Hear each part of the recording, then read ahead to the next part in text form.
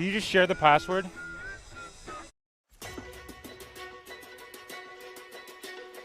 I think, Dean, they're allowing you to find your own success and your own true independence.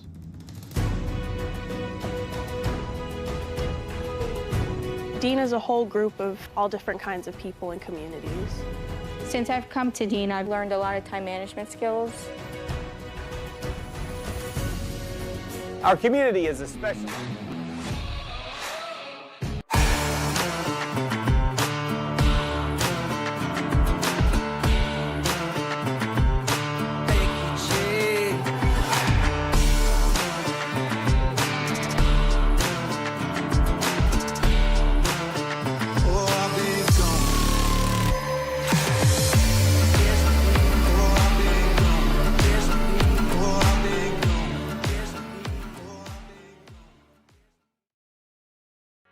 Here at the Mass State Lottery, we're known for our monster wins. But there's no bigger win than the $1 billion we provide each year to support all 351 cities and towns in Massachusetts. In our game, we know that supporting local businesses and helping communities is how we all win. Because at the lottery, we're all playing for the home team. The Mass State Lottery. Welcome to the state of winning.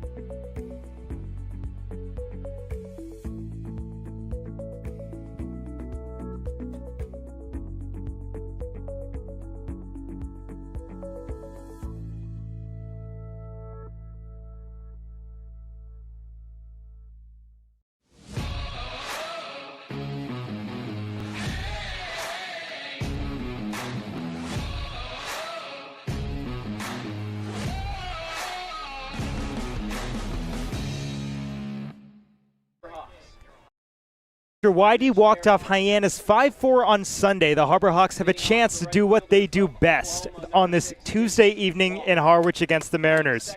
Bounce back and win their fourth game in as many tries after a day of rest. Hello from inside the broadcast booth. I'm Max Schwartzberg alongside Giovanni Collada and Graham Nash. Welcome to Harbor Hawks baseball. Well, Gio, despite the result of last night's, or I should say Sunday's game against YD, there was a lot of positives to be taken. There sure were, Max. It was a great game. Let's start with that. A 5-4 final. Took a walk-off hit in that best-on-best matchup, West Division leader versus the East Division leader, Max. And let's focus on what the pitching did. Carson Yasa with 6 strikeouts in 2 2/3 innings, and then he hands it to Mason Russell, who just allowed those 3 runs to YD. It's a potent offense. That's going to happen. But Santi Garcia comes in and shuts it down with 4 frames, 4 strikeouts, no runs allowed. The pitching continues to shine, win or lose for Hyannis, and that's a game on Sunday that's not going to deteriorate the quality of this team. And Graham, while the Harbor Hawks did scratch a couple runs across, they still struggled with guys on base. Yeah, they really did. They were 0 for 7 at YD with runners in scoring position. That is a very low number. Obviously, it's not even a number, it's a 0. And they haven't been that bad since they played at home against Brewster when they were 1 for 10. And they lost that Brewster game as well. So this team does its best when it at least gets 2 hits with runners in scoring position. There has to be multiple. They did still scratch off a few runs, like you said, but they just can't compete. They can't stick with a really good team like YD when they can't hit with those runners in scoring position, or they can't get ahead enough in the case of YD to make it a safe lead. So that's going to be big going forward. Can they score with runners in scoring position? Only hitting .253 with runners in scoring position at away ball field, so we'll see how that goes tonight. Well, while they went 0 for 7 with guys in scoring position, Mitch Carricker was still very much so happy with his squad after that game, and I had a chance to catch up with the Hyannis skipper before this game. Max Schwartzberg here with Hyannis manager Mitch Carricker. Coach, after a loss to YD like that, and you guys have been able to bounce back all season long, what do you guys need to do tonight to get back into the winning column? Well, I mean, I think it was just a really good game and that we kind of came out on the wrong end of. So I'm glad they got an off day yesterday to kind of flush that out of their system. They showed up with some good energy today. So, again, it's just going to be fundamentally being really sound, putting good at-bats together, and having our pitching staff give us a good outing today. And especially playing a team like YD, you guys did play very well. What specifically were you really pleased with that you want to see again tonight? Well, I thought the pitching staff was great. Santi in particular was phenomenal, right? Kept the game where it was, gave us a chance to get a lead there late. We felt really good about giving Spesh the ball, and for whatever reason, it wasn't his day. Offensively, we put some really good at-bats together. Even when we didn't score a lot of runs, I felt like our swings were really good. So a lot to build on moving forward into today. And Thomas Crabtree getting his second start of the summer. What do you want to see from him specifically tonight? Yeah, I think, he did a really good job his first outing. If we can cut down on, some of the walks maybe, and if he can get in the strike zone earlier, I think that'll help extend him to, multiple innings here tonight.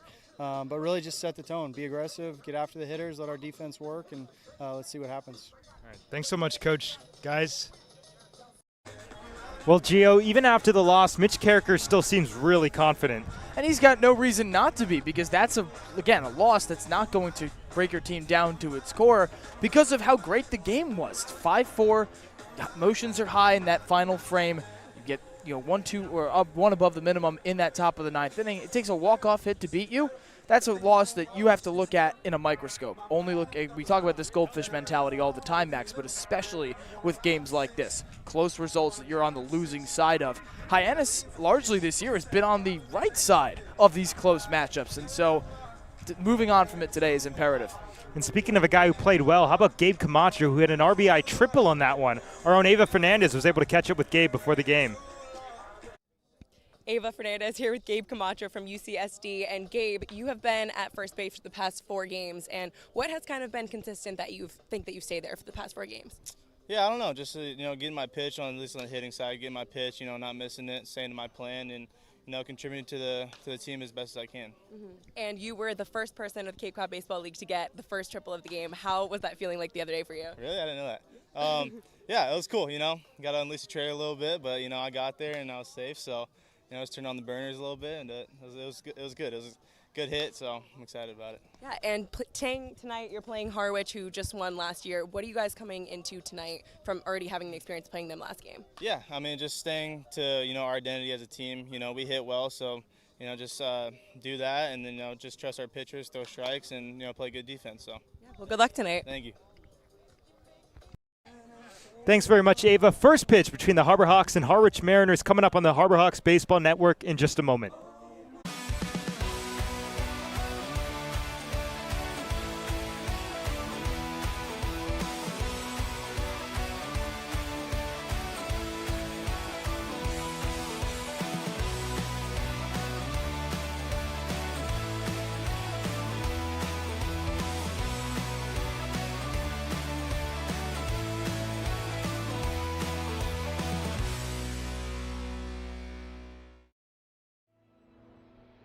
Your future begins at Dean College. Make a difference. Leave your mark. Break the mold. Be a leader. Achieve unimagined heights. Believe in yourself. Make lifelong friends. This is your time. Your place. Your home. Your Dean. It all starts here at Dean College.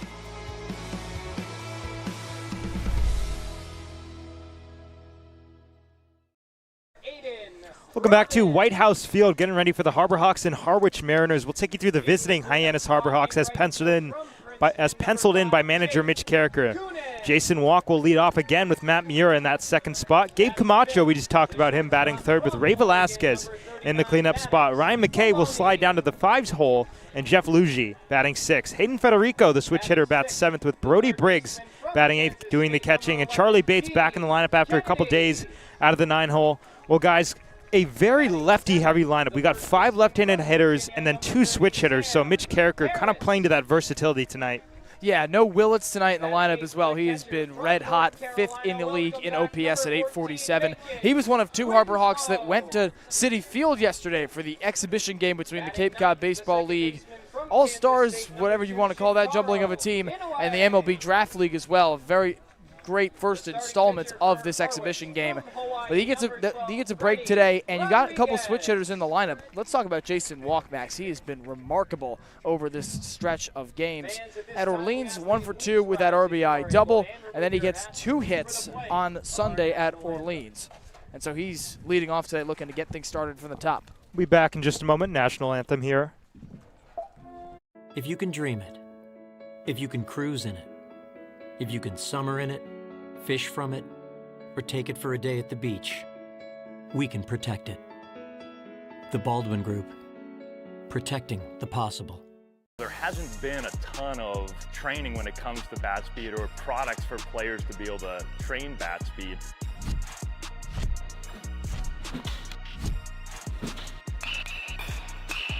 You can improve your bat speed and reach your goals working 10 to 15 minutes a day on this a couple of times a week. That's a no-brainer for every player.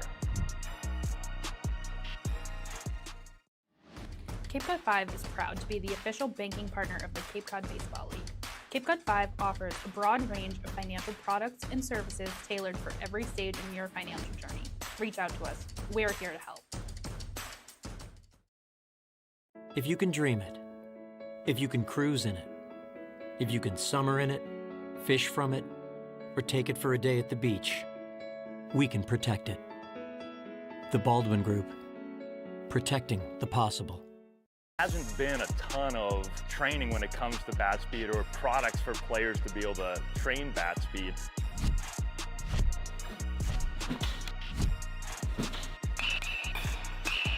You can improve your bat speed and reach your goals working 10 to 15 minutes a day on this a couple of times a week. That's a no-brainer for every player.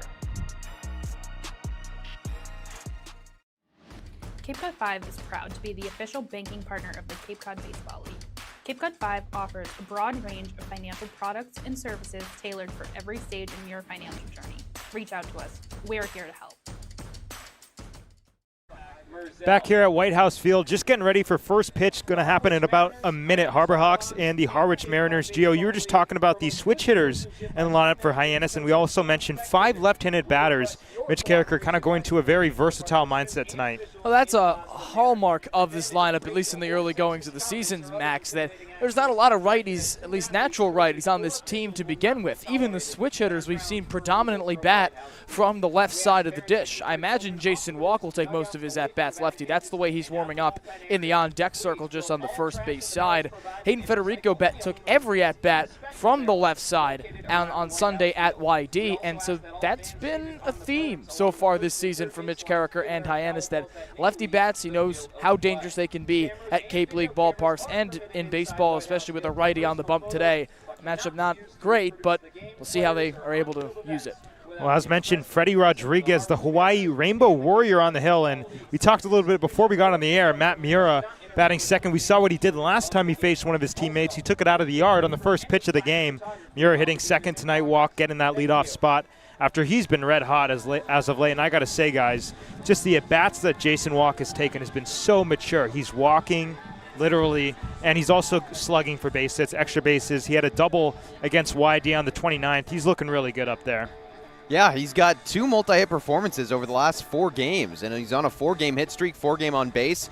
He's just doing such a good job of playing pesky offense. He's such a hard out. Like you said, Max, he can draw walks, he can get himself to first in unconventional ways, and then he can also hit for power. He's got 2 doubles in back-to-back games at YD and at Orleans, so he's become a real asset for Mitch Carricker, and he's got that leadoff spot today, proving how important he is.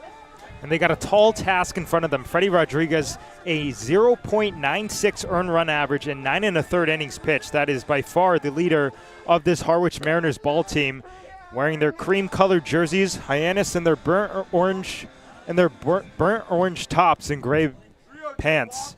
As Jason Walk steps up to the plate for first pitch here. Harbor Hawks and the Harwich Mariners. Harwich in at 6-6. Hyannis leading the Western Division at 8-4-1.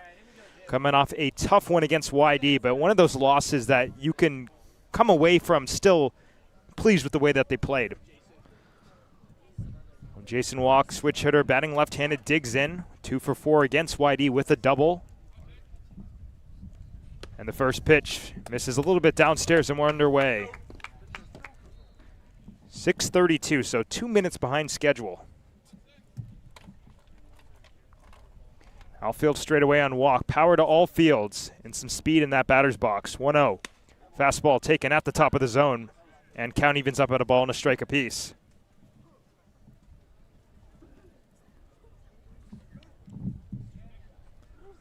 Walk to start at 308 on the day, 751 OPS.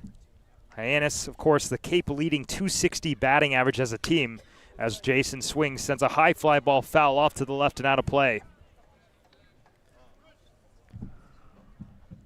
Harbor Hawks a team 260 average, Mariners 194, and of course, Hyannis a very, very strong offensive team, 759 OPS as a whole. 1-2 coming up to walk is reached for, and that is a foul ball down the third base line. Right by Connor Tierney, the third baseman, umpire.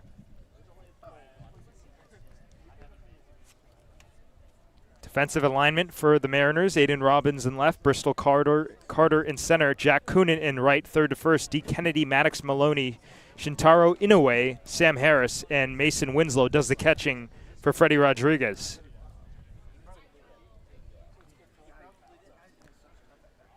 Three walks to 11 strikeouts for Jason on the young season. Behind 1-2. And the pitch is swung on and missed, strike three. Went to the breaking ball, and Jason Walk strikes out to start the day for Hyannis. And he stayed alive, Max, on a couple of those pitches. Wasn't a terrible at-bat for Jason Walk, of course. Not the result he was hoping for.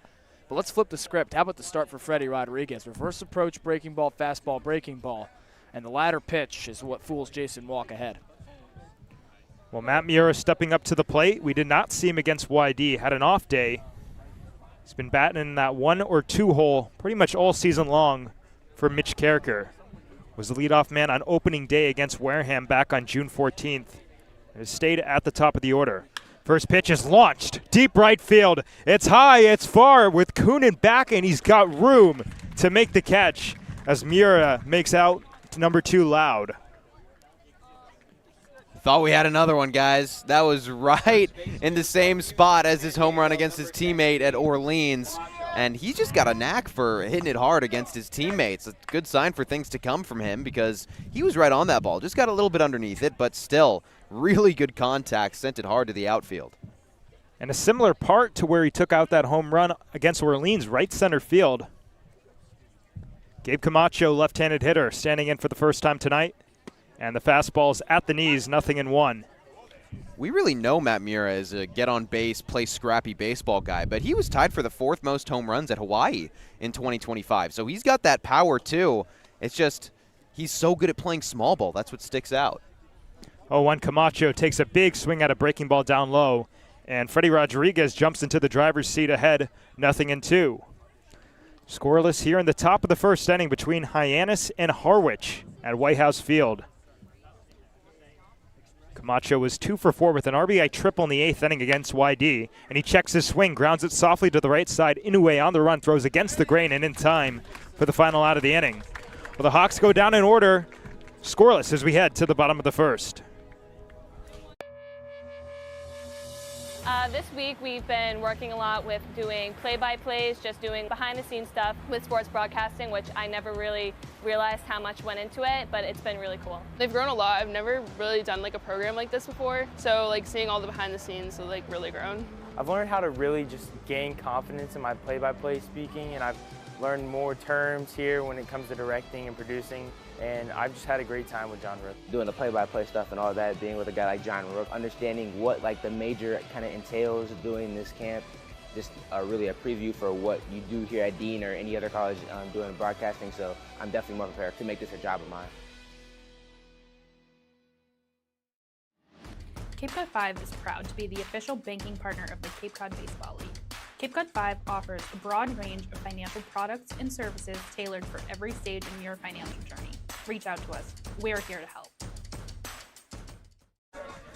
Back here at White House Field, Hawks go down in order in the top of the first inning, and in the bottom of the first, we'll take you through the starting order for the Harwich Mariners. Bristol Carter will lead off with Tanner Marsh batting second. Aiden Robbins will bat third with Jack Coonan in the cleanup spot. Maddox Maloney, the shortstop, bats fifth with D. Kennedy batting sixth. Sam Harris will bat seventh with Macon Winslow batting eighth, and Shintaro Inoue out of the 9-hole for the Mariners. On the hill for the Harbor Hawks, Thomas Crabtree making his second start of the summer. Of course, last time out was against Falmouth a week ago. Looking to bounce back after a little bit of a high day on the walks. Yeah, he started out great in 2 2/3 against Falmouth on June 24th. Only ended up walking 2 batters, Max, but it really did feel like more than that with some of the misses that Crabtree put together. I believe he went for the first 6 up or 7 down to begin that game before faltering. No earned runs, but a couple of strikeouts. Fastball that tops out at 95. He's only thrown that changeup 12 times this season, but it has reached a max speed of 87. Interesting to see how he uses the off speed. He's also got a curveball he throws in there that is in that 77 to 81 range. Well, as mentioned, Bristol Carter to lead it off. The Auburn Tiger, but the transfer from Eastern Carolina. And the first pitch, fastball, is a little bit off the outside corner, 1-0. 50 games at Auburn this past spring, 2 home runs, 13 runs batted in, a 243 average. So far at 175, and he hammers a ball down the left field line, but that curls foul. Count even up at 1-1. Well, I mentioned the 260 team batting average for Hyannis to lead the entire Cape. How about 194 for the Mariners and a 579 OPS, but they've shined on the hill. Harwich, a 250 ERA, 250. Breaking ball misses way upstairs. It goes back to the backstop, and Bristol Carter jumps ahead 2-1. Since Hyannis last saw Harwich, they've really struggled. They put really good games together back-to-back at Falmouth and then against Katuitt. Swings and hits a high fly ball foul first base way. Gabe Camacho is calling and makes the catch in foul territory, the first out of the inning. But then after those 2 wins, the Mariners only scored 5 or more runs in 2 games, 5 at Katuitt, and then tied Chatham, who's just unbelievable at tying people this summer. I guess they've had quite a few, with 7 runs. Other than that, a lot of 1s, a lot of 2s, a lot of 3s, so they just haven't had the offense to really get going. The pitching has been great. They've held opponents underneath 5 pretty much every game, except for that Chatham game, but the runs just have not been coming across. Well, Tanner Marsh, the designated hitter, takes strike 1 on the outside corner. Nice breaking ball there from Thomas Crabtree.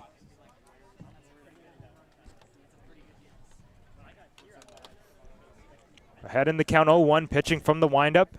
And the pitch is right on the inside corner, opened him up at the front door, and a 0-2 advantage for Crabtree.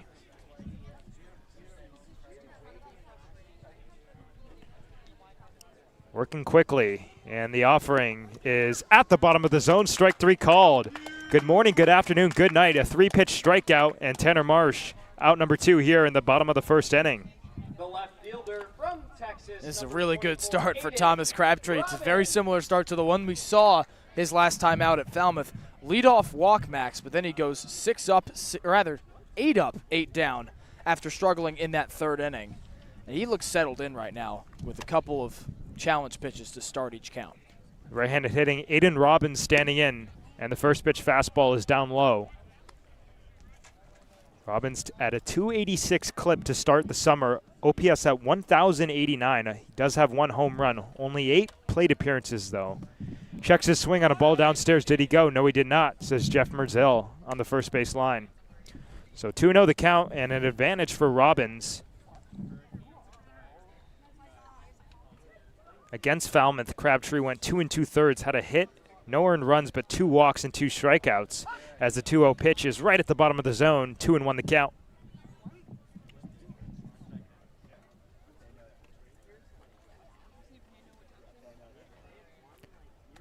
Behind in the count, 2-1. The pitch is flown out to right field, but it'll find foul territory. This is what Crabtree has done really well, and his last start noticed this a little bit, and then already today, he works his way back into counts very quickly. When he goes down, he can get it back to level in the snap of a finger. 2-2 pitch is fouled into the catcher's mitt, and Briggs hangs on. Back-to-back strikeouts to end the first inning. Both teams go scoreless. We head to the top of the second. When you need to dig, lift, move, cut, or just about anything else, then dial up the Rental Source staffed with equipment and construction experts. They'll help you get the right machine for the job and make sure it's delivered when and where you need it. With locations across New England and the newest and most reliable inventory, Milton Rents is your local source. When I started teaching on the Cape 30 years ago, you could buy a house on a teacher's salary. But today, teachers, public safety officers, healthcare and hospitality workers, the people who make the Cape work, are struggling to find homes they can afford. And I really worry about the kids who will follow us. I think it's time we learn to do better. If housing on Cape Cod matters to you, join us at capehousingmatters.org. Ray Velasquez due to lead it off for Hyannis here in the top of the second inning. Scoreless at White House Field. It'll be 4-5-6 for the Harbor Hawks. Ray Velasquez, Ryan McKay, Jeff Lugie. Anybody gets on, Hayden Federico will have a chance. But, guys, we mentioned that 0.96 ERA for Freddie Rodriguez coming in. And I think that first inning was pretty exemplary of why. He's jumping ahead of counts constantly and looking really strong. Sure was. And, Max, we didn't see it the way that Thomas Crabtree did it, where he's going to challenge batters right off the start. Graham mentioned at the tail end of that inning that Crabtree does a phenomenal job of working himself back into counts when he goes down early. For Freddie Rodriguez, those first 3 outs, we didn't see him go down in a count very often. And that's really indicative of the way he pitches. He's going to challenge batters early. He's going to make hitters go outside their comfort zone to try and scrape something together against him, and that is emblematic, as you said, of that ERA. Well, as promised, Ray Velasquez to lead it off for the Harbor Hawks here. A 1-2-3 inning for Freddie Rodriguez back in the first, and the first pitch fastball is swung through for strike one. Velasquez was 0 for 3 against Whitey. He did walk. The average has dipped down to 262 on the summer, OPS at 772. But a lot of that carried by that really hot start. 0-1 the count and the windup, and Rodriguez is offering as well outside. Count even a ball and a strike. There was a time, Max, when all three of us would have said that Velasquez was this team's most consistent hitter. He was batting .389 through 6 games and just hasn't seen the ball the same way since. 1-1 pitch is fouled straight back to the screen. That was a good breaking ball from Rodriguez, and he jumps in the driver's seat, 1-2. But then again, it's not like he hasn't contributed. At Orleans on Friday, he's 2 for 3 with an RBI double. He gets hit by a pitch, scores 2 runs, so he's contributing. It's just not going the way he wants it right now. Gonna have to come from behind. 1-2 pitch is lined to third and caught by a leaping D. Kennedy. Hugging that third base line, he robs Velasquez of extra bases. First out of the inning here in the second. And for Velasquez, it really seems to be because the strikeouts have gone up. Through those first 6, he only struck out 4 times. And since then, through his next 7 games, he struck out 8 times. He has doubled that amount through his first 6. So he's been swinging and missing a whole lot more, it feels like, and just hasn't been able, like you said, Gio, to make that same contact. Up comes Ryan McKay, left-handed hitter. Swings at the first pitch, grounds it to second. Inoue to his left, slings to first in time. And a quick 2 outs for Freddie Rodriguez on the hill here in the second. We can already see the Hyannis bats attacking pitches. Yes, that's the philosophy of this team. They're going to ambush early. But we see how good of a pitcher Rodriguez is right here because he's putting those pitches outside in spots that are not favorable to attack early, Max. And if Hyannis can't play to their philosophy early on, then who knows what will happen in these early innings where they've been so effective of late. How about a 1.9 walks per 9 for Freddie Rodriguez? The whip is under .9. He's been spectacular. Jeff Lugie fouls the first pitch off to the left. Hyannis, it still looks like they're attacking early in counts. It's kind of one of their calling cards this summer, Gio. It sure is, and just because Rodriguez is placing pitches in adverse spots doesn't mean Hyannis is going to try and keep it up in the first couple innings. 0-1 offering is taken a little bit down and away, so count even up at 1. Rising sophomore at Duke, the Blue Devils. He was 1 for 4 against YD for Lugie.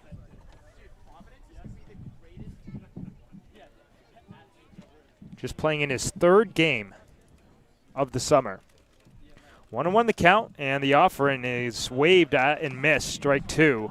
There's that breaking ball once again. It had Lugie down to a knee. That's an uncharacteristic swing and miss from Lugie because he's been really effective so far at working walks, at staying in counts. Even when he has failed to reach base, it runs the count. He's run the count full in 2 of his 3 at-bats on Sunday. Swing and a fly ball foul off to the left out of play. We'll do it again at 1-2. Scoreless here in the visiting half of the second inning at White House Field. Harbor Hawks atop the West, Mariners kind of the middle ground of the East. Well, in his debut against Falmouth, he worked a really crucial walk that started a 5-run inning. And Hyannis, of course, won that game in 5 innings because of the fog out. 2-2 misses, or 1-2 rather, misses down low. So count it 2-2 with 2 outs in the inning.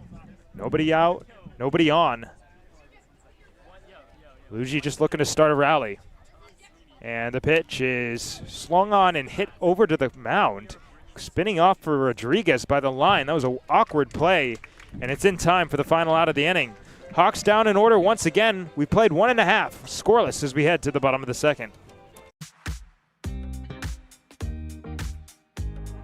When it comes to delicious food, the best place to start is with great appliances. And Cam Appliances is your one-stop shop for any budget with brands like Thermador, Viking, Bosch, GE, and so much more. Cam Appliances, sales, delivery, installation, and service in the heart of your home with locations in Hyannis, Nantucket, and Hanover.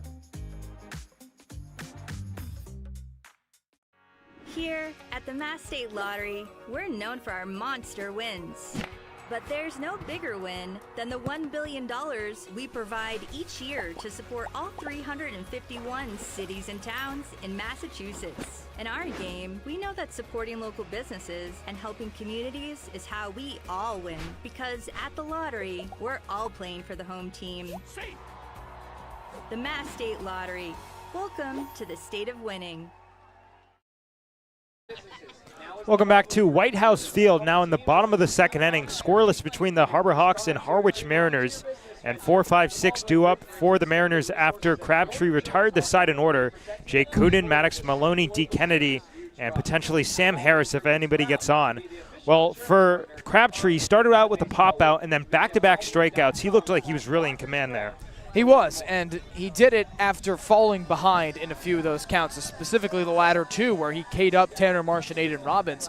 But he's got such great fastball command. That fastball tops out at 95, rests around 90, 93 max. And that's a speed that if you can place it right, you're going to get a lot of guys to swing and miss. Those are exactly what those first 2 strikeouts were, and I imagine we'll see more of the heater from Thomas Crabtree. Well, the Princeton Tiger Jake Coonan digs into the right-handed batter's box. So for 7 games this summer, a 200 average, but he does have 1 home run and 1 double, so he's slugging. OPS at 785.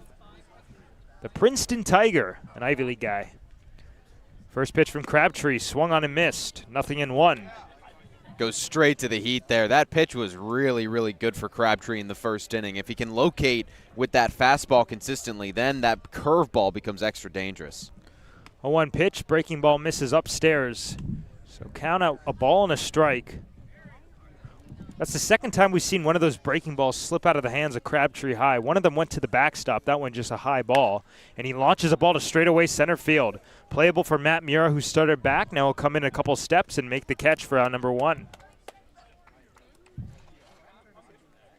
Sounded good, but maybe just got a little bit under that one. Just a hair under it for Coonan. Fastball in the upper third of the zone, Max. And with Crabtree, that's his location. Coonan puts a good swing on it and just shades it underneath for Mura. Maddox Maloney coming up for the first time tonight. 5 straight right-handed hitters for the Mariners so far. Shows to bunt, pulls it back, takes away, 1-0. It's not a play I hate, Max. I think that the bunt here, try to get something going. If Maloney can leg it out, that's exactly how these rallies start. Graham, you said during that break that this feels eerily reminiscent to the start to the YD game where no one scored for 3 frames. It's going to take a walk or something like that to begin the rally. Shows to bunt again. He gets it down. It's a good one. Crabtree spins off, but it's the third baseman Velasquez. Throws on the run, and it's not in time. A bunt single for Maddox Maloney, his 9th hit of the year. And that breaks up a string of 4 in a row retired to start the game for Crabtree. And that's exactly what Steve Englert wanted there. The infield single, just a perfect bunt that takes a weird spin towards the third base line on the infield grass. And Velasquez charged with good effort, just a bit late, and credit to Maloney for liking it out. That's exactly the kind of thing that can spark some runs here for Harwich. So Maloney on first base with 1 out in the inning, and a check over immediately. He's back head first. Scoreless here in the last of the second inning with D. Kennedy at the plate. Made a nice defensive play to rob Ray Velasquez of a hit, his counterpart at third base, and a good breaking ball for the first pitch in there for strike one on the front door. Well, there's that curveball, Max, a dirty location on the inside corner. The righty would have to bring a swing around in perfect time to turn on that ball with enough power to leave the yard or even to get it into the outfield when it's high at the hands like that. The Kansas State sophomore takes down low. He was at Texas his freshman season. 52 games, just a 209 average. Then he transfers to K-State. Has a nice season at 279, 885 OPS with 11 home runs. And a 1-1 count here with Maloney on first base. Crabtree a pause. Now he comes home, and the pitch is flown over our heads foul and out of play. And Crabtree jumps back into the driver's seat. 1-2. The driver's seat is where he thrives. Wouldn't be surprised if we see that fastball. He's been peppering it past guys. Threw on first pitch right past Coonan, got one past Maloney. Feels like that's been his go-to pitch early. 1-2 the count. Crabtree takes a pause on the hill. Now he comes home, and the fastball's away. 2 balls and 2 strikes. And this is kind of dangerous territory considering the walks in the past have been a concern for Crabtree. But when he's not putting himself in the position to get to 3 balls, that's when he shines the most. Checks over at first base, Maloney back standing. So it's going to be crucial that he fires in a strike here at 2-2. Only 5 walks at Tennessee for Crabtree. Granted, just 15 innings pitched. But he can work himself into some adverse situations with those. 2-2 pitch is swung on and missed, strike 3. Went to a fastball, and Kennedy, tardy. Out number 2 is the 3rd strikeout of the day, all swinging for Thomas Crabtree. That's the key point to make there, Max, is that they're all swinging, and 2 of them now out ahead with Tanner Marsh missing on that fastball as well as D. Kennedy just now. And if that's the pitch that's going to work for him, keep throwing it, Thomas. So the first left-handed batter of the game, Sam Harris, coming up to the plate. Maloney still on first with 2 outs in the inning. First pitch breaking ball swung through. That was disgusting. 0-1. The healthy cut from Sam Harris took one hand off the bat as he flailed it behind his back. And that's just such a jarring change on the curveball to go from that 90-93 range on the heater with the swing and miss stuff where you're more likely to be behind that. He's gotten 2 ahead. That curveball gets down to 77, Max. That's a really big difference for hitters. Sam Harris, teammates with Jeff Lugie at Duke. Pauses on the hill. Now the 0-1. Is cued foul over by the on-deck circle where Macon Winslow waits. And the advantage count goes early to Thomas Crabtree. Yeah, now Crabtree can just kind of have some fun. Up 0-2, 2 outs. Got a runner over at first, but he's gotten Kennedy to swing at both of the pitches he's thrown. So you kind of feel like you're in total command right now if you're Crabtree. Head 0-2. And the pitch is fouled off of Brody Briggs. He's all right. We'll do it again at no balls and 2 strikes. This past spring at Duke, 9 home runs, 7 doubles, a 297 average, an OPS north of 940.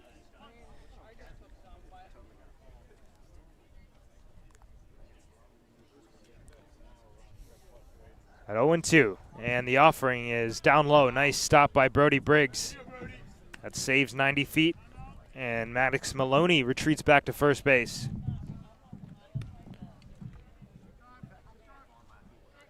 Still scoreless in the last of the second inning. Has the makings of an early pitcher's duel, at least through what we've seen so far. Maloney on first with 2 outs, 1-2 the count. And Crabtree comes home. The breaking ball's in there for strike 3. Back-to-back strikeouts for the 2nd consecutive inning. And the Mariners strand 1 on base. We'll head to the top of the 3rd inning, scoreless at White House Field.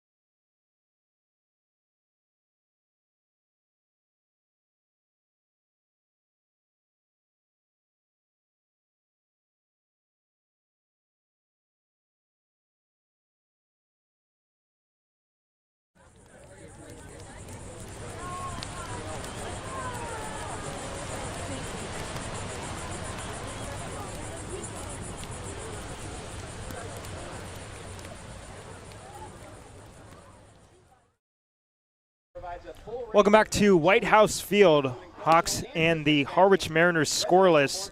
Hayden Federico to lead it off. It's the bottom of the order, 7-8-9, due up for Mitch Carricker. Federico, Brody Briggs, Charlie Bates. With top of the order, Jason Walk looming potentially in that cleanup spot. And through the first two frames, obviously going down in order, Graham, Hyannis just not really putting together the most productive at-bats, but still hitting the ball decently hard. You know, Matt Miura flew out to very deep right center field. Ray Velasquez hugged that third base line, but it was caught by D. Kennedy. So it's still early, but it doesn't look like the Harbor Hawks are lost, to say the very least. Right, only one strikeout for the first 6 Hyannis batters, which is, I guess, the bright side that you can look at for going 6 up, 6 down. But I will say, of the other 5 batters that have been retired, 3 of them have been ground balls. So Camacho, McKay, and Luigi all put the ball on the ground, couldn't really get much underneath it. And that is a little bit concerning, the fact that they can't get Rodriguez up in the air. Nice line drive from Velasquez and Miura, though, so those are bright spots. Hayden Federico attacks the first pitch and grounds it outside the first base line, 0-1. We last saw Hayden on Sunday at YD, went 0 for 2, but did walk twice. Kind of reminiscing about his early days this summer when he led the team in walks through the first week and a half. 0-1 the count, and the pitch is reached for and golf foul down the first base line once again. And Freddie Rodriguez back to that familiar 0-2 driver's seat. Yeah, Federico went through a 4-game streak where he didn't draw a walk, but he got a hit in all 4 of those games. So I think if you ask him, he'll probably happily trade the walks for the hits, because that's a little bit better for his momentum and for carrying through for his team. 0-2 pitch is the fastball, but that one's outside, 1-2. And that's kind of an example right there, Graham, of the eye of Hayden Federico. Very close to the plate, but he confidently takes off and grabs another pitch. Rising sophomore at Ole Miss, out of West Monroe, Louisiana. Switch hitter, batting left-handed. Behind in the count, 1-2. And the pitch is taken away. So he works it back to an even count at 2 balls and 2 strikes here to lead off the inning. 0-0 between the Harbor Hawks and Harwich Mariners. Hyannis, of course, at White House Field for the first time this summer. Federico digs back in. And the pitch is up and away, so he went from 0-2 to 3-2, and now Hayden puts himself in the advantage count. Well, this is what he can do. This is why he's so good at drawing walks. He's so patient, will not expand the zone. And after going down 0-2, he's got it at full. In the windup, Rodriguez comes home. Federico swings, golfs the ball right field. It's deep and high. It scrapes the sky. It is gonna fly. Hayden Federico ambushes a baseball, and the Harbor Hawks buy a 1-0 lead here in the 3rd inning. Well, that's a good way to get your second home run of the summer season. No one for Hyannis had gotten on base. No one had gotten a hit. And he made contact, sends it yard, goes off the White House Field scoreboard in right field. That's how hard it was hit. And it's not too warm. There's a little breeze. It's 71, I would guess, maybe 69 degrees around there. So to smash that ball as hard as he did, he got every single piece of it. 1-0 Harbor Hawks with Brody Briggs digging into the left-handed batter's box, and he takes downstairs 1-0. And it's going to be huge, Graham, for Hyannis to use this momentum to continue adding on pressure to Rodriguez, a guy who has not really dealt with much adversity this season. Yeah, and this is what Hyannis is so good at. 1-0 pitch, fastball in the outside corner, count even up at 1. Whenever one Hyannis Harbor Hawk gets a hit or gets on base, it feels like it just fuels the rest of the order. They're so good at feeding off of each other and getting on base. 1-1 inside with the fastball, 2-1 the count. 97 miles an hour off the bat of Hayden Federico. How about a 37-degree launch angle? Yeah. I said golfed. I meant golfed. He golfed that ball out to right. 97 off the bat. Brody Briggs ahead in the count, 2-1. And he swings, sends a high fly ball on the infield right side. Shintaro Inoue, second baseman, makes the catch to put away the first out of the inning.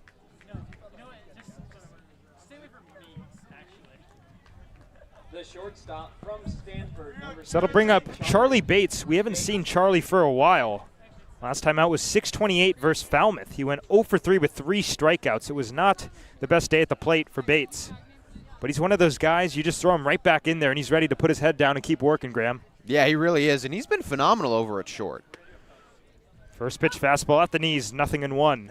He's just struggled at the plate, and specifically he's struggled with strikeouts lately. 3 strikeouts in both of his last 2 on June 25th and 28th against Brewster and Falmouth, respectively. 0-1, fastball swung through, 0-2 the count. And at least in that game against Falmouth on the 28th, yes, he struck out 3 times, but that was largely because he was falling behind accounts really early, as we see here. 0-2, well downstairs. That was the changeup. Kind of a waste pitch right there from Freddie Rodriguez.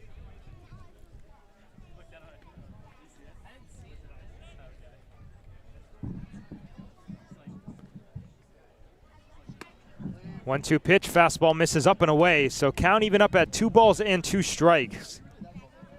That's just the second earned run allowed of the summer for Freddie Rodriguez. Both of them now coming on home runs. The other one was a solo shot as well. 2-2 the count to Charlie Bates. And the offering is fouled straight back. And Graham, you really like to see the way he's battling here. You know, nobody wants to fall behind, but he's really working towards getting back to an advantage count, which we saw Federico do behind 0-2, worked it to a full count and took it out of the yard. Yeah, I was going to say, I feel like we haven't seen him battle this well in his last couple appearances, but he's been working hard on his swing and his technique. 2-2 pitch is reached for and pop foul off to the left and out of play. Stanford Cardinal stays alive for another pitch.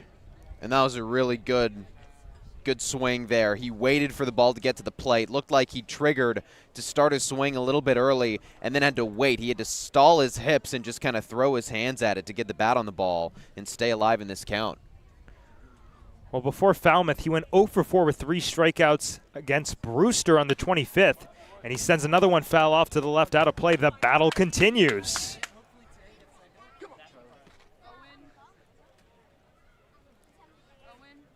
Freddie Rodriguez now 37 pitches deep through 2 1/3. He was so economical in those first 2 innings, but he's had to work here in the 3rd inning. Harbor Hawks ahead 1-0. 2-2 once again is a fastball at the bottom of the zone, strike 3 called.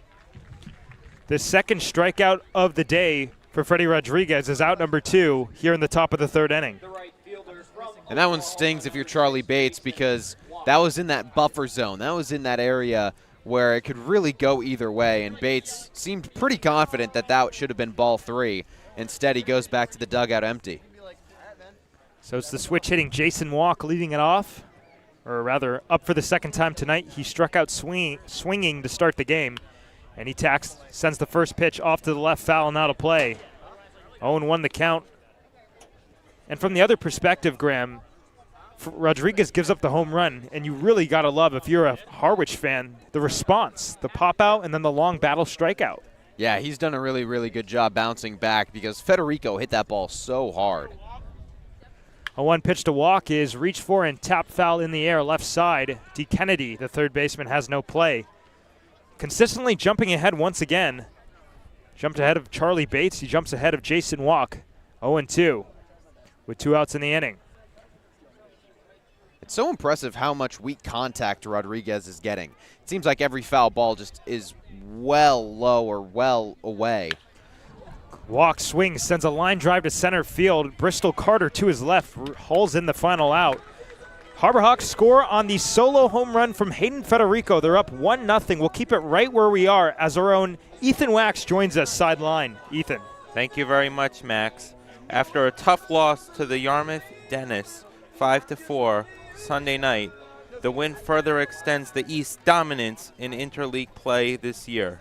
The Eastern Division has won 8 more games than the West. Reflecting this dominance, teams in the Eastern Division have outscored their Western Division counterparts by a whopping 41 runs. Only 4 teams are 500 or better in the league, and 3 of those are in the East. Only the Harbor Hawks in the West are above 500. What accounts for the difference between the divisions? Pitching, and even more, well, pitching. The top 3 teams in the East have each allowed less than 3 runs per game, led by YD. While in the West, Hyannis has allowed over 4 runs per game, but still has been the stingiest. The dominance of the Western Division's teams pitching can be seen by the number of shutouts so far this year. There have been a total of 8 shutouts, with the top 3 teams in the West accounting for 7 of them, led by 4 for Harwich over the just 13 games. It will be interesting to see if these trends hold up as the season continues. Now back to the gentleman in the booth for the bottom of the 3rd inning. Guys? Thanks very much, Ethan. And I got to say, it's been a joy to watch this Harbor Hawks team early. And as we mentioned at the top of the show, it was a tough loss to YD, yes, but it was one of those that was so hard fought. And if you're a baseball fan, you just got to appreciate the type of game you just watched. It was such an unbelievable game, start to finish. Great pitching, great hitting. It really had it all, Graham. Yeah, it did. It was one of the more entertaining games, absolutely, that we've seen, because each team just kind of answered each other's calls. YD scored first, and then Hyannis got right back on them in the next half inning. And then Hyannis kind of kept it going for a little bit, but YD had a response. First pitch to Macon Winslow, making his 2025 Cape League debut, is in there for strike 1. Thomas Crabtree pitching with the lead for the first time tonight. Of course, Hayden Federico, the man he owes that to, the solo home run in the top of the inning as the breaking ball misses upstairs and the count evens up at 1. And this is Winslow's 2nd season with Harwich, coming back from a 2024 season he played with the Mariners, had a 195 average, played 24 games, on base percentage of .300. And he jumps ahead 2-1 as the breaking ball is down low. Winslow, another Duke guy. So again, teammates with Jeff Lugie, and Sam Harris. Fastball up and in, and the count runs to 3 balls and 1 strike. This first 3-ball count of the day for Crabtree. This is the decisive inning for him as well. This is where it kind of fell apart last time he pitched on June 24th at Falmouth after he sends 8 batters up and 8 batters down. And he swings and fouls one into the mid of Brody Briggs. So the count runs full, 3 balls and 2 strikes. He started to relinquish some of his zone, and Falmouth took advantage. They scored one of their 2 runs of the game in that 3rd inning on Crabtree, so this is the big one. Payoff pitch is lined to right field. Incoming Jason Walk, and he's got no play. We'll do it again at 3-2. And Gio, you could say this at bat is really pivotal because you really don't want to walk the leadoff man after you grab a lead for the first time. That was exactly how it started at Falmouth as well. He issues a walk, and then it unravels from there. 3-2 fastball. That's a little bit downstairs and away. Sam Finn behind the plate didn't like it. So that's the first walk of the day issued on either side, and it comes with the first batter of the 4th inning, or bottom of the 3rd inning. And for Crabtree, as much as you hate to walk the leadoff batter there, Max, it's not a miss you're upset with, because that's a fastball that he's pinpointed it several times today. Just misses the knees of the righty Winslow. Crabtree cannot stray away from that pitch because of that count. Left-handed hitting Shintaro Inoue standing in for the first time tonight. And the fastball's on the outside corner, 0-1.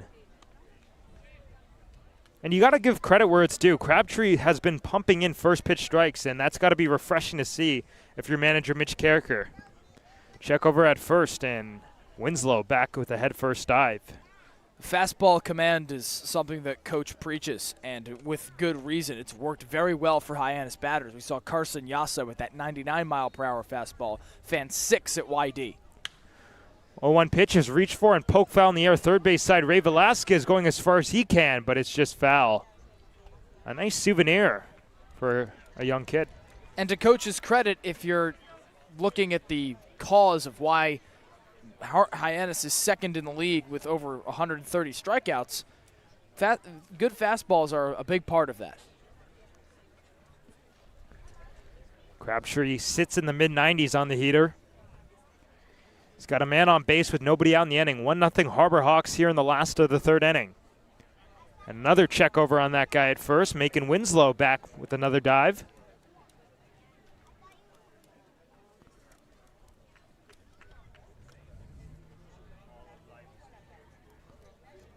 A team 3.65 ERA for Hyannis as the 0-2 fastball misses up. I mean, what sticks out, the strikeouts per 9, unbelievable at 10.6, but the walks per 9, very high at 4.8. But this is still a team, guys, that is able to strand a lot of runners on base. But you would think as the summer goes on, you cannot keep risking that and putting men on base. 1-2 the count. Shintaro Inoue at the plate. And he looks at a breaking ball up and away. And the count runs even at 2 balls and 2 strikes. That's a great point you make, Max, because teams will be tested on the bounds of their depth once the MLB draft comes around in mid-July. Not going to be able to do that forever, especially when you lose some of your best arms if you're Hyannis. On a 2-2 pitch, Inoue strikes out swinging. Fastball into the catcher's mitt of Briggs. And there's K number 4 of the day for Thomas Crabtree. It's a big one as the order turns over to the top. And we talked about the response in the last half inning for Freddie Rodriguez after the leadoff homer for Hayden Federico. It's a little bit less drastic, a leadoff walk compared to a leadoff home run, but still the same feeling sticks around. You give a leadoff hit, you give a leadoff walk, you got to respond, and Thomas Crabtree did that. Bristol Carter shows to bunt, pulls it back, takes the ball as Brody Briggs snaps one back to first base, and Winslow's back ahead of the tag from Gabe Camacho. A cloudy night here in Harwich at White House Field. 1 out, 1 on, and a 1-0 pitch coming up to the top of the order, Bristol Carter. And he grounds one to shortstop, tailor-made double play. Bates to second for 1, McKay on to first, not in time. It was a good turn on both parts, but the speedy leadoff man able to leg it out. So a 6'4 fielder's choice, and Tanner Marsh coming up. And if that's a good start to flip the order for Crabtree. Of course, the walk's going to tag him, but you induce ground ball contact on a pitch that he hasn't gotten a ton of contact on tonight with that breaking ball, Max. And it's a good swing from Carter to even get some wood on it, but not enough because Crabtree's been great with that location. Tanner Marsh for the second time tonight. He was the first strikeout victim, first of 5. As the runner goes at first, the pitch is a strike. The throwdown from Briggs is high, and McKay comes back down on the runner. He looks to be shaken up. He is safe at the play. And the second base umpire, or rather Jeff Merzell, asking for a trainer to head out as McKay kind of just landed harshly on Macon Winslow. Of course, non-intentional, but a scary scene at second base. Looks like he almost, again, inadvertently put that foot right down on his helmet as he was sliding to the bag. Let's give McKay his props. What a save on the grab there. An absolute web gem. As Kept it from going from center field, yeah. And likely advancing Winslow further to third base. If he had, in midair, he makes the leaping grab behind his body, almost like a wide receiver hauling in a ball where he has to twist his torso to come back and get a pass behind him. And again, that could have been further trouble for Hyannis if McKay lets that go into center field. But the utmost concern for Harwich is the health of Macon Winslow. Now they've brought out another athletic trainer and the manager. Macon Winslow just sitting kind of at second base, talking with trainers. I mean, I guess the main concern is if it's a head injury, and of course that's when you need to bring somebody else into the game. And that's what I would assume, at least based off what we saw. Of course, I don't want to assume anything, but she just looked very shaken up immediately. He's getting up to his feet. Ryan McKay talking to him. Of course, no intention behind anything right there. Ryan, one of the nicest guys you'll ever meet.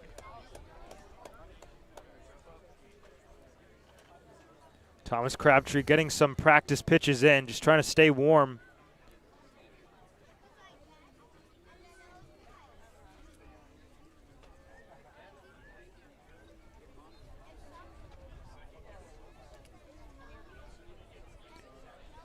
Here in the bottom of the third inning, 1-0 Hyannis, a brief injury delay. Macon Winslow shaken up after sliding into second base and stealing the game's first bag. Looks like he wants to stay into this game, and he will. So a very, very good sign to see Macon Winslow stay in the game as he's greeted by an applause across White House Field. So there's a man in scoring position for Harwich. Down a run, 1-0 here in the last of the third inning. And Tanner Marsh ahead in the count 1-0. And to bring an end to that, Max, for Brody Briggs, someone who told me he hasn't had a ton of chances, or hasn't felt like he has a ton of chances to throw batters down. It's something he really wants to get better at as he becomes the guy for Arizona State. And so he'll have to correct that after an errant throw on that pass, or on that throw down. 1-0 pitch is blocked by Briggs. Nice stop there. He saved another 90 feet, as Winslow most certainly would have been able to walk into third.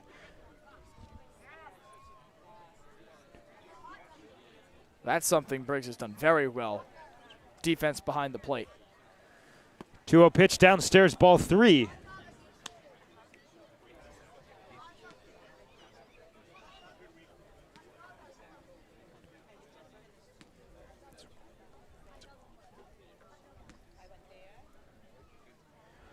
Crabtree in his second 3-ball count of the day and the inning, with Winslow dancing at second.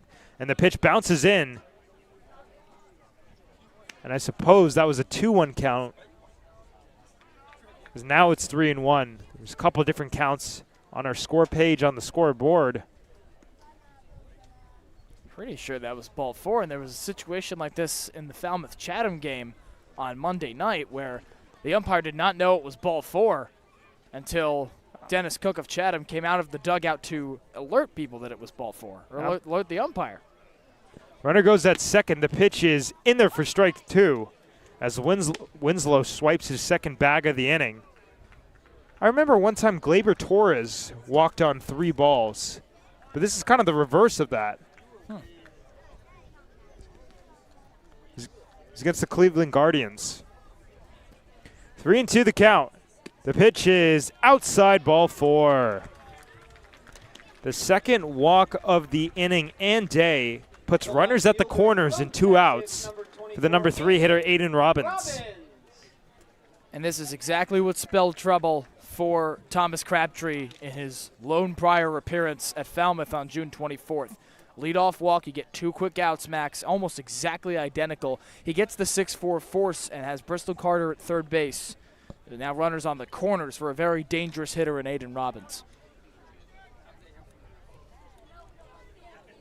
Macon Winslow on third, Tanner Marsh on first. And the first pitch to Robbins is in there for strike 1 with a fastball.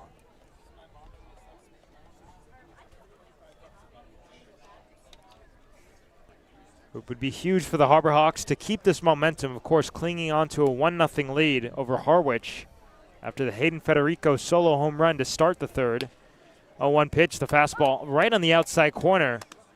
And on cue, Thomas Crabtree jumping ahead. 0-2. Robbins struck out swinging to end the first inning.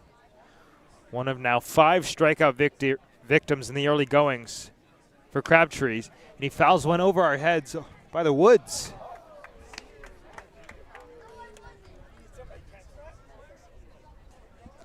So we'll do it again at 0-2 with runners at the corners. A 1-0 Hyannis lead here in the bottom of the third inning. Thomas Crabtree has been nails, but once again, the command has proved to be a bit of an issue. Runner goes at first. The pitch is flown off to the right side, foul, and out of play. As Tanner Marsh will retreat back to the first base bag.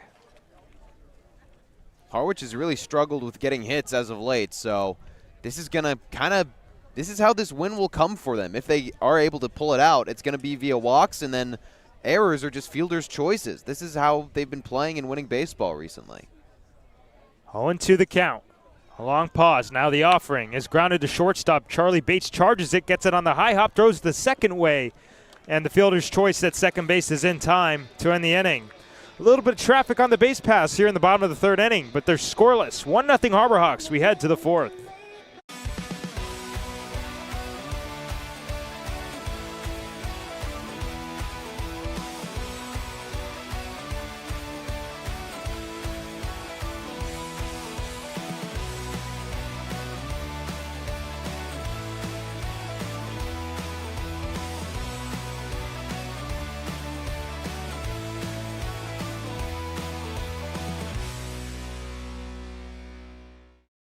Owning a home means you can protect your family and put down roots in a community you care about.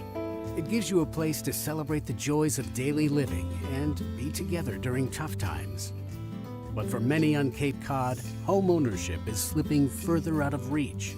Help make sure the American dream is available to the teachers, public safety professionals, and all the other people who make the Cape a special place. Visit capehousingmatters.org to find out more. Well, we're already a third of the way through. Now in the top of the fourth inning, Harbor Hawks up against the Harwich Mariners 1-0.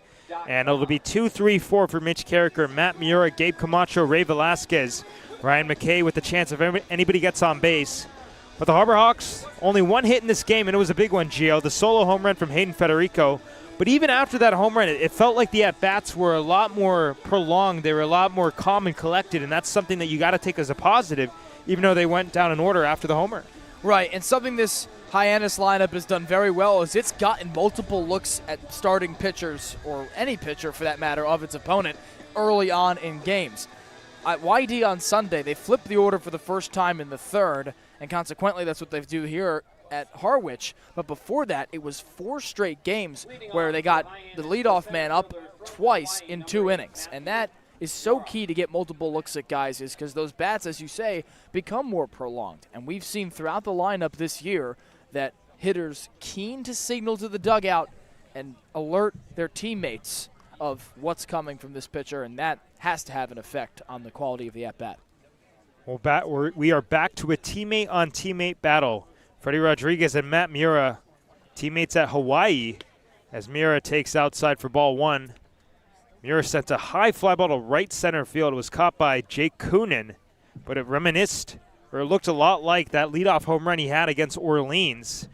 Hit to a very similar part of the ball yard, and again, hit very hard. Ahead in the count, 1-0, and the pitch misses up away. 2 balls and no strikes, and kind of an uncharacteristic start to the inning. We don't usually see Freddie Rodriguez fall behind with 2 pitches that weren't all too close, Gio. But he's got the stuff to get right back in it, Max, and it's going to come with that breaking ball he just missed with, consequently. 2-0 fastballs upstairs, 3-0.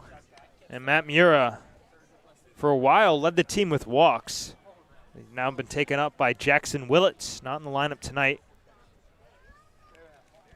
And Miura still worked an incredible amount of walks at 8, but when Willits works 12 in 10 games, that's just otherworldly. 3-0 fastballs right at the top of the zone.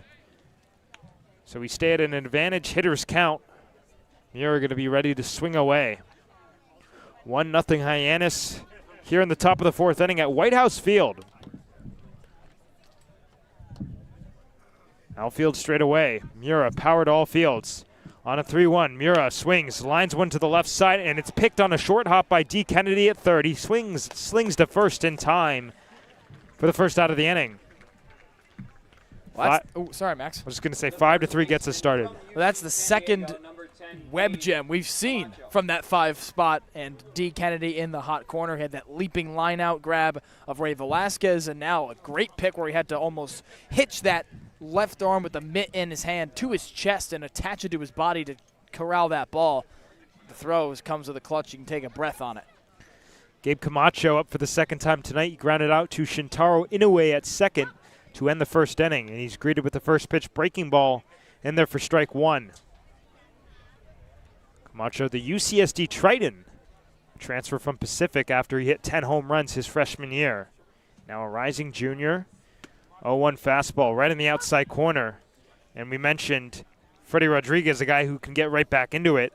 Gets Miura out, and now he jumps ahead of Camacho 0-2.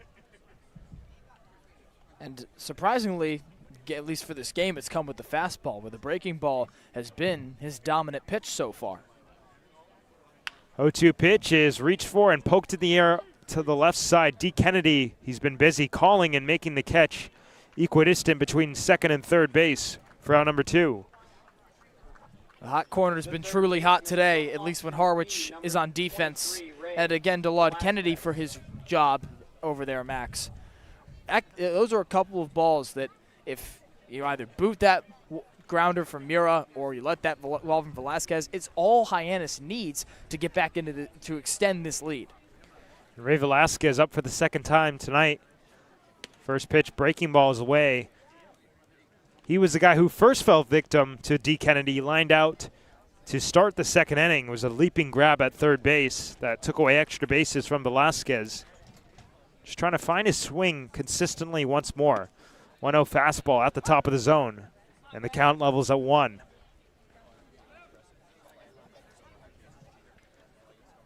Velasquez, the Vanderbilt transfer, now at Austin P. On a 1-1 pitch, Velasquez swings, sends one in the air to center field. Playable for Bristol Carter, and he reels in the final out of the inning. We're through 3.5. 1-0 Hyannis as we head to the bottom of the 4th. Here at the Mass State Lottery, we know there's no bigger win than the $1 billion we provide each year to support all 351 cities and towns in Massachusetts. Now that's how we all win. The Mass State Lottery. Welcome to the state of winning.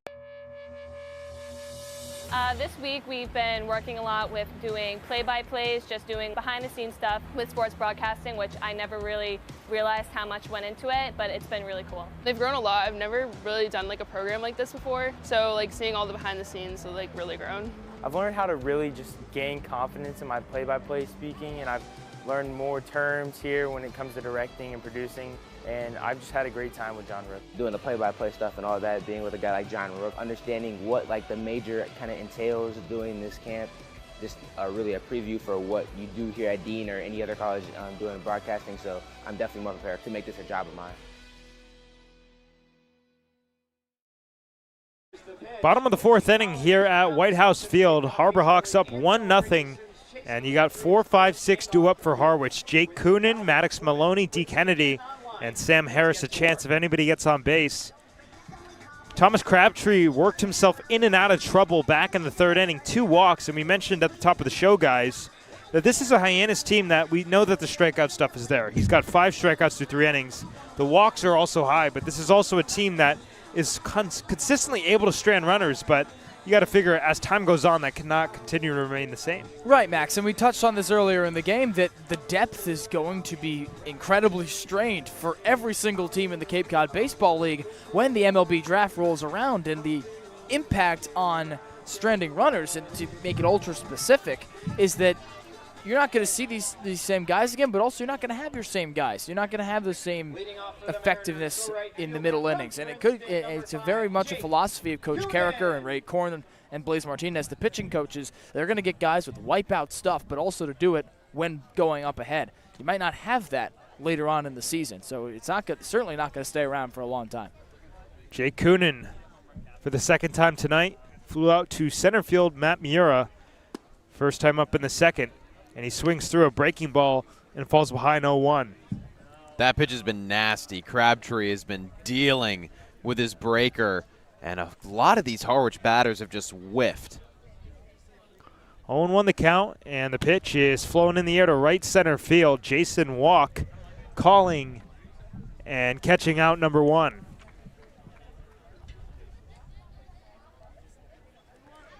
So Coonan flies out to center his first time up. He flies out to right his 2nd time up. And Maddox Maloney, the guy who picked up the first hit of the game, coming up for the 2nd time tonight.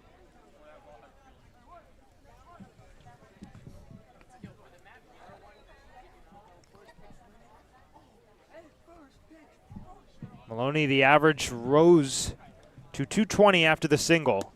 And the first pitch slider is off the outer half, 1-0. And it was an infield single for Maloney, and that's exactly, with 1 out as well, almost an identical situation in the 3rd frame. That could be what gets it started for Harwich. 1-0 skips in, and a pick on the backhand by Brody Briggs. Count even up at 1 ball and a strike. And you got to think, guys, as the order gets seen, as Crabtree, these hitters see him for multiple times, the batting averages, the plate vision's only going to get better more times around. 2-0 the count. And the pitch is ripped to left field, hit well. Jeff Lugie going back, looking up. He leaps and makes the catch in front of the wall. Nice play in left field by Jeff Lugie. And it's out number 2 here in the 4th. And I think that's a perfect example of what you were just saying, Max. The more that they see him, the harder they're going to hit it. Unfortunately for Maloney, he just didn't quite get the launch angle on that to send it over Lugie in left. But also, what a snag. Little pirouette in the air, Lugie in left. Nice of him to return the favor to D. Kennedy of Harwich. Speak of the devil, D. Kennedy takes outside for ball one. Kennedy on the Cape for the first time in his young career. Last summer with the Santa Barbara Foresters in the California Collegiate League. On a 1-0 pitch, Kennedy pops one foul over our heads. And the count levels at a ball and a strike apiece. Average at just 192. And Kennedy struck out back in the second inning. The third of 5 Ks so far. As the 1-1 pitch is up and away. 2 balls and a strike to D. Kennedy. 1-0 Harbor Hawks. Now in the last of the 4th inning. Thomas Crabtree looking to go 1-2-3 here in this frame. On a 2-1, Kennedy swings, skies one in the air. Left field, Luigi going back again towards the warning track with room to make the catch for the final out of the inning. Well, the Harbor Hawks have to hold their breath in the final 2, but it's a scoreless inning. We'll head to the top of the 5th inning, a 1-0 Hyannis lead.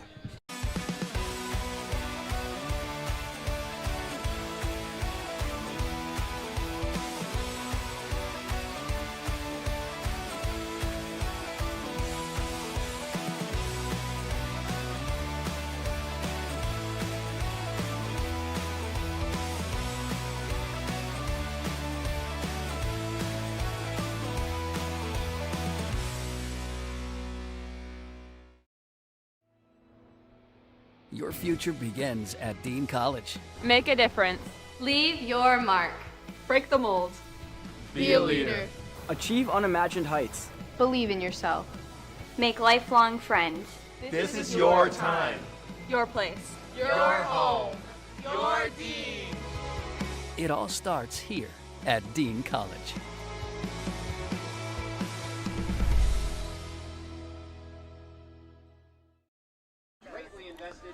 Now in the top of the 5th inning here at White House Field, Hyannis up 1-0 over Harwich, and Ryan McKay due up. It'll be 5, 6, 7. McKay, Luigi, Hayden Federico, Brody Briggs, a chance if anybody gets on base. Well, this part of the order struggled last time up, but of course Federico popped the home run. And besides that home run, while the at-bats have gotten better, it still seems like the Harbor Hawks not able to scratch across a positive result. And that's largely due to Freddie Rodriguez's stuff. That fastball coming in around 95, 96, right, Max? And then you got that breaking ball that's on incredible locations. That's been his kill pitch tonight. The wipeout breaking ball has been what's working for him. And he strayed away from it to begin that 4th inning, going down early to Mura, and then worked himself into a ground ball with a couple of flyouts. So any way possible for Freddie Rodriguez tonight. Ryan McKay getting his second look at Freddie Rodriguez. He grounded out to Shintaro Inoue at second base, his counterpart back in the 2nd inning. The average has dipped below 350 for the first time in a week. Swings at the first pitch and fouls it into the mid of Macon Winslow, 0-1.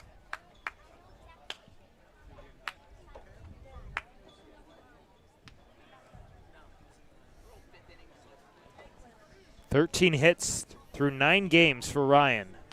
Now playing in number 10. 1-1 the count. And McKay takes a fastball away, 1-1.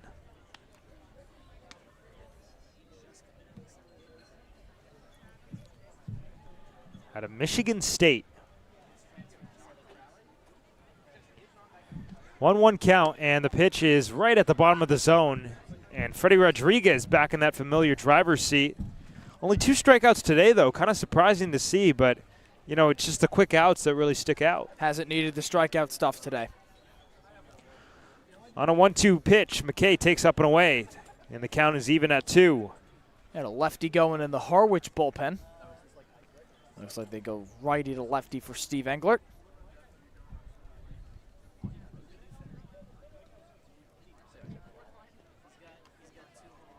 Two-two pitch to McKay is golfed in the air left side.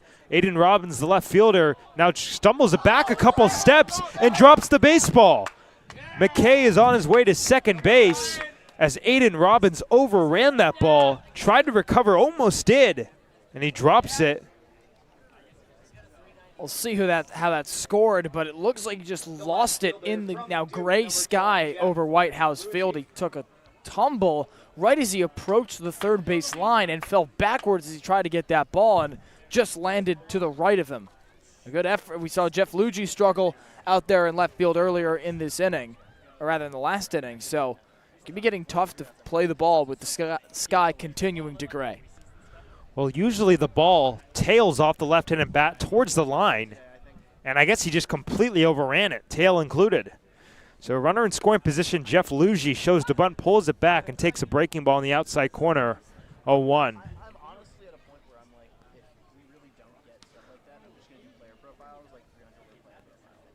1-0 Hawks here in the top of the fifth inning, but Ryan McKay standing on second base and a potential second run. Luigi swings, skies one in our direction to our left, and there's no play for the catcher.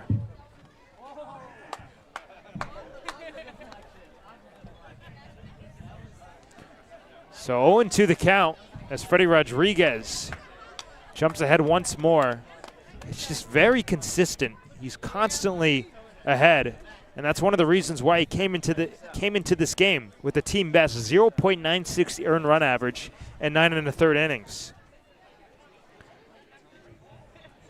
Ryan McKay at second base with nobody out in the inning.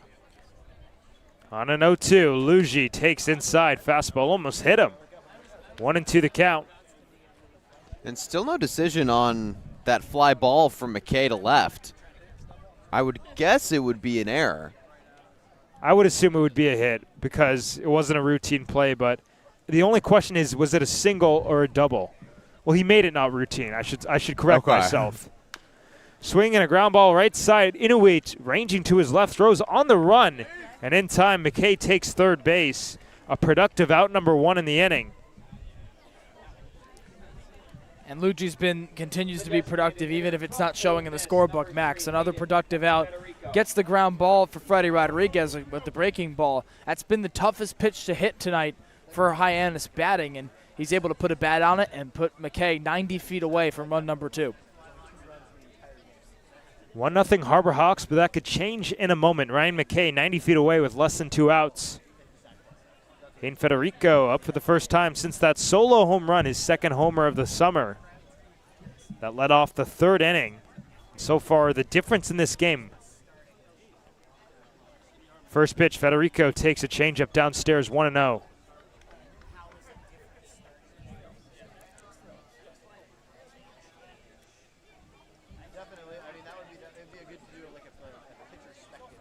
Outfield is shaded in with McKay on third base. Infield has now come into the dirt, and that misses outside. 2-0 the count. So Federico looking to get this one in the air with the infield in.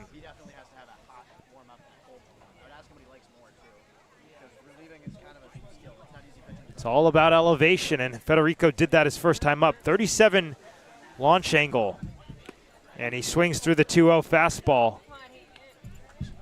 2-1 the count now as the challenge pitch goes to Freddie Rodriguez. I think he got a little swing happy there, Federico. That's a really difficult pitch to chase on the outside corner. Probably inside the strike zone. Just missed it. Infield in, and on a 2-1, Federico fouls it straight back to the screen. We'll do it at 2-2. And you could see Hayden shaking his head after that swing. Frustrated that he wasn't able to get that one in the field of play.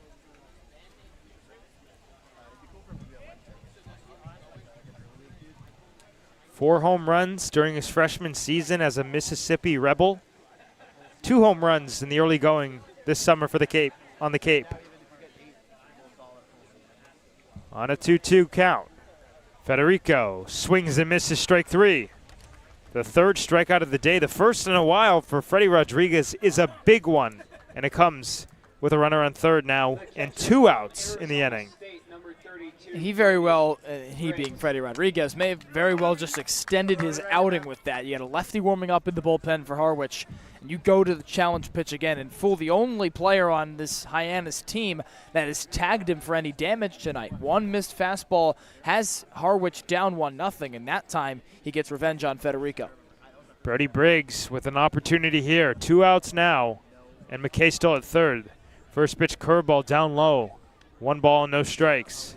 And that was Federico's first strikeout since the 27th at Orleans. He went back-to-back games without a K after getting 3, striking out 3 times against the Firebirds. So he's been seeing it really well, and I don't think that's much of a blemish considering the home run that he hit just a couple innings ago.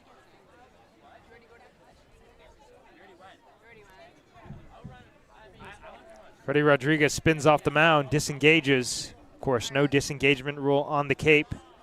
McKay 90 feet away. 1-1 pitch coming up to Brody Briggs. The offering is ripped towards center and caught at shortstop by Maddox Maloney. A web gem robs Brody Briggs of a hit, robs Hyannis of a run. We've played 4.5. We'll head to the bottom of the 5th. If you can dream it, if you can cruise in it, if you can summer in it, fish from it, or take it for a day at the beach, we can protect it. The Baldwin Group, protecting the possible. Hasn't been a ton of training when it comes to bat speed or products for players to be able to train bat speed.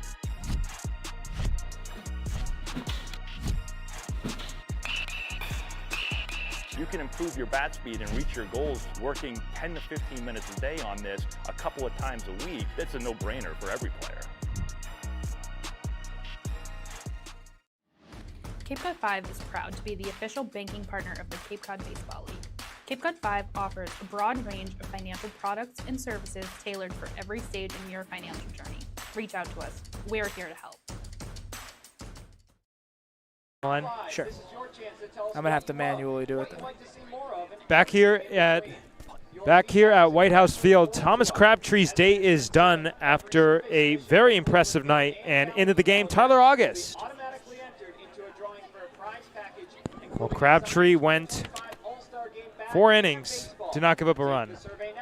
Yeah, Crabtree with 5 strikeouts, just the 2 walks. Walks became a bit of an issue for him in his last start at Falmouth, but he fans 5 batters, 3 of them swinging, and those swinging pitches came with that incredible fastball command. He topped out 93 miles per hour, and that's exactly a start you want to see from Thomas Crabtree. The donut on the scoreboard, the biggest part of that, Max, but how about 1 hit ball through 4 frames for Thomas Crabtree? Impressive stuff from the incoming Southern Miss Golden Eagle.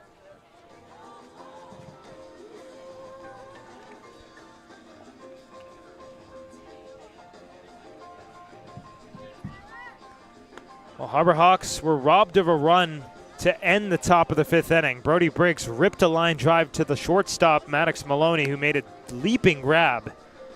And kind of another example of how unlucky Brody Briggs has been this entire summer. Of course, he's not, hitting 600, but his batting average could definitely be higher considering how hard he's been hitting the baseball.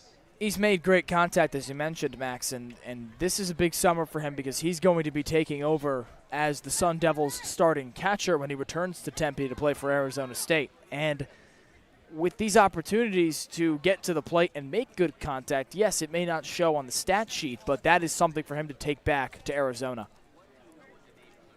Last time out for Tyler August was against Brewster on the 25th. He went 2 innings, 3 hits, 2 runs, both earned, with 2 walks, and took the loss. First pitch to Sam Harris is golf to right off the glove of Ryan McKay and into shallow center field. That's a base hit and a screaming single to start us off here in the 5th inning.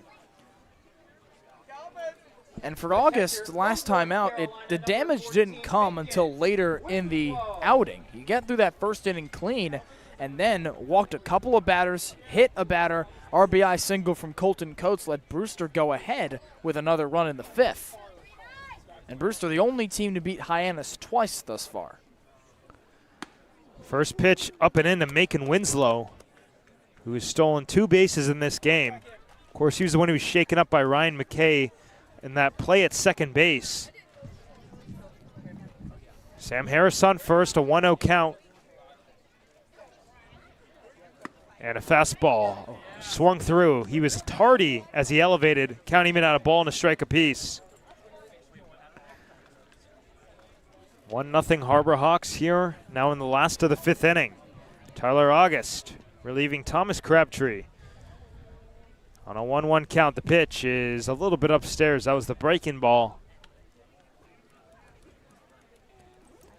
August really looking for a good appearance after a tough last couple. Against Brewster, allowed 2 earned runs, also 2 against Wareham, both of those at home. But he started out really hot. 2-1 pitch is right at the bottom of the zone. There's that paint with the fastball, and the count level's at 2. He only allowed 1 hit over his first 5 2/3. That's spanning across 2 different appearances against Brewster and then at Chatham. So he's got some really good stuff. And he strikes him out right there with that good stuff. Macon Winslow, tardy, strikeout number 1 of the day, the 6th for Hyannis pitching. Gets us 1 out here in the 5th inning. And it looks like that fastball command has transferred hands from Crabtree to Tyler August. That's now of the 6 strikeouts, that's the 4th swinging, Max, and the fastball's been the reason for most of them.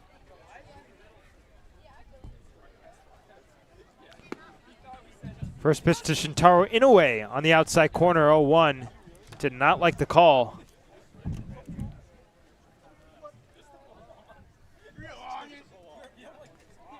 Sam Harris on first base, Inoue at the plate. 0-1 the count, and the fastball just outside, 1-1. So Crabtree, 4 innings, 1 hit, no runs, 2 walks, and 5 strikeouts. And August right now topping out around 94-96 with the heater. There it is again, and Inoue well tardy. And August jumps ahead 1-2. When you're getting guys to miss by that much, I don't know why you'd throw anything else. He is peppering it past batters right now with the heater.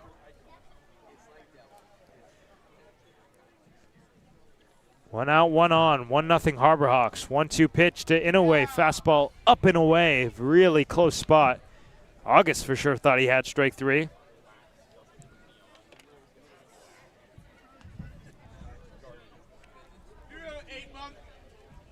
Takes a look back at Sam Harris on first base. Now he comes home.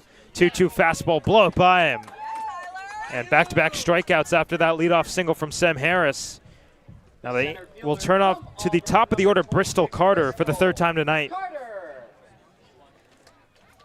And this is decisive for Hyannis pitching, but in that Tyler August.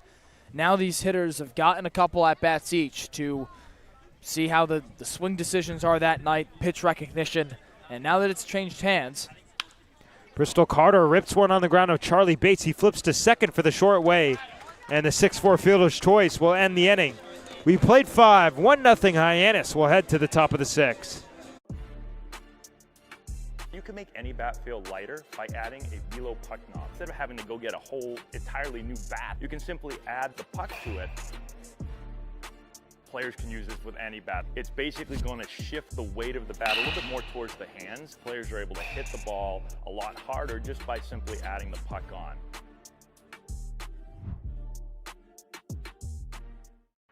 Here at the Mass State Lottery, we're known for our monster wins.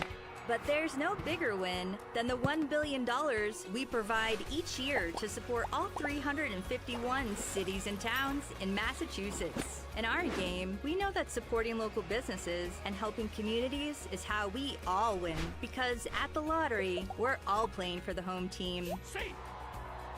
The Mass State Lottery. Welcome to the state of winning. Now in the top of the 6th inning here at White House Field, and 9-1-2 due up for Mitch Carricker's squad. Charlie Bates, Jason Walk, Matt Mura, and it looks like Charlie Bates, as mentioned, will lead it off.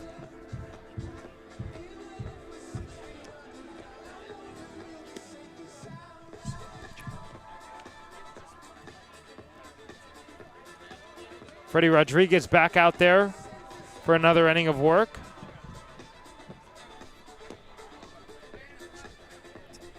Only 1 hit on the day for Hyannis. 1 hit as well, or rather 2 hits for Harwich. So it's kind of been a pitcher's duel early on. And outside of that home run from Hayden Federico, the side's gone down in order. Yeah, and again, that's largely due to Freddie Rodriguez. Hyannis putting some good at-bats together, able to stay alive when they fall down early against a difficult pitcher to hit. Freddie Rodriguez entered the game with a .96 ERA, a whip under 1. And with a pitcher that's this difficult to hit, it's going to be the breaking ball that's the decisive pitch. How can they stay ahead of the fastball, jump on it well, but also not chase pitches that are too adverse for them to hit? And we'll see how Charlie Bates can do it in his second at-bat here after striking out in the third. Well, Charlie Bates was 0 for 3 with 3 strikeouts against Falmouth. Against Brewster, he was 0 for 4 with 3 strikeouts, and he's 0 for 1 with a strikeout today. It's just been a tough part of the summer, and he grounds one to first base. Sam Harris straight away takes it to the bag himself as the struggles continue for Bates, and that'll turn it over to the top of the order, Jason Walk, now up for the third time tonight. And I think it's an opportunity, guys, for this Harbor Hawks team now to see Freddie Rodriguez for the third time. They recognize the pitches. They've seen a lot of the different speed changes. This is kind of do or die right now for Hyannis. And flipping the order's been something, early rather, it's been something they've done very well, but not in the last 2 games. Jason Walk squares the bunt, pulls it back, takes a strike on the outer half. 0-1. But to the credit of getting multiple looks at a guy, when Jason Walk came up for a third time in the 5th at YD, he roped an RBI single. 0-1 pitch. Walk almost gets hit. Has to dance out of the way of that one. Count level at 1.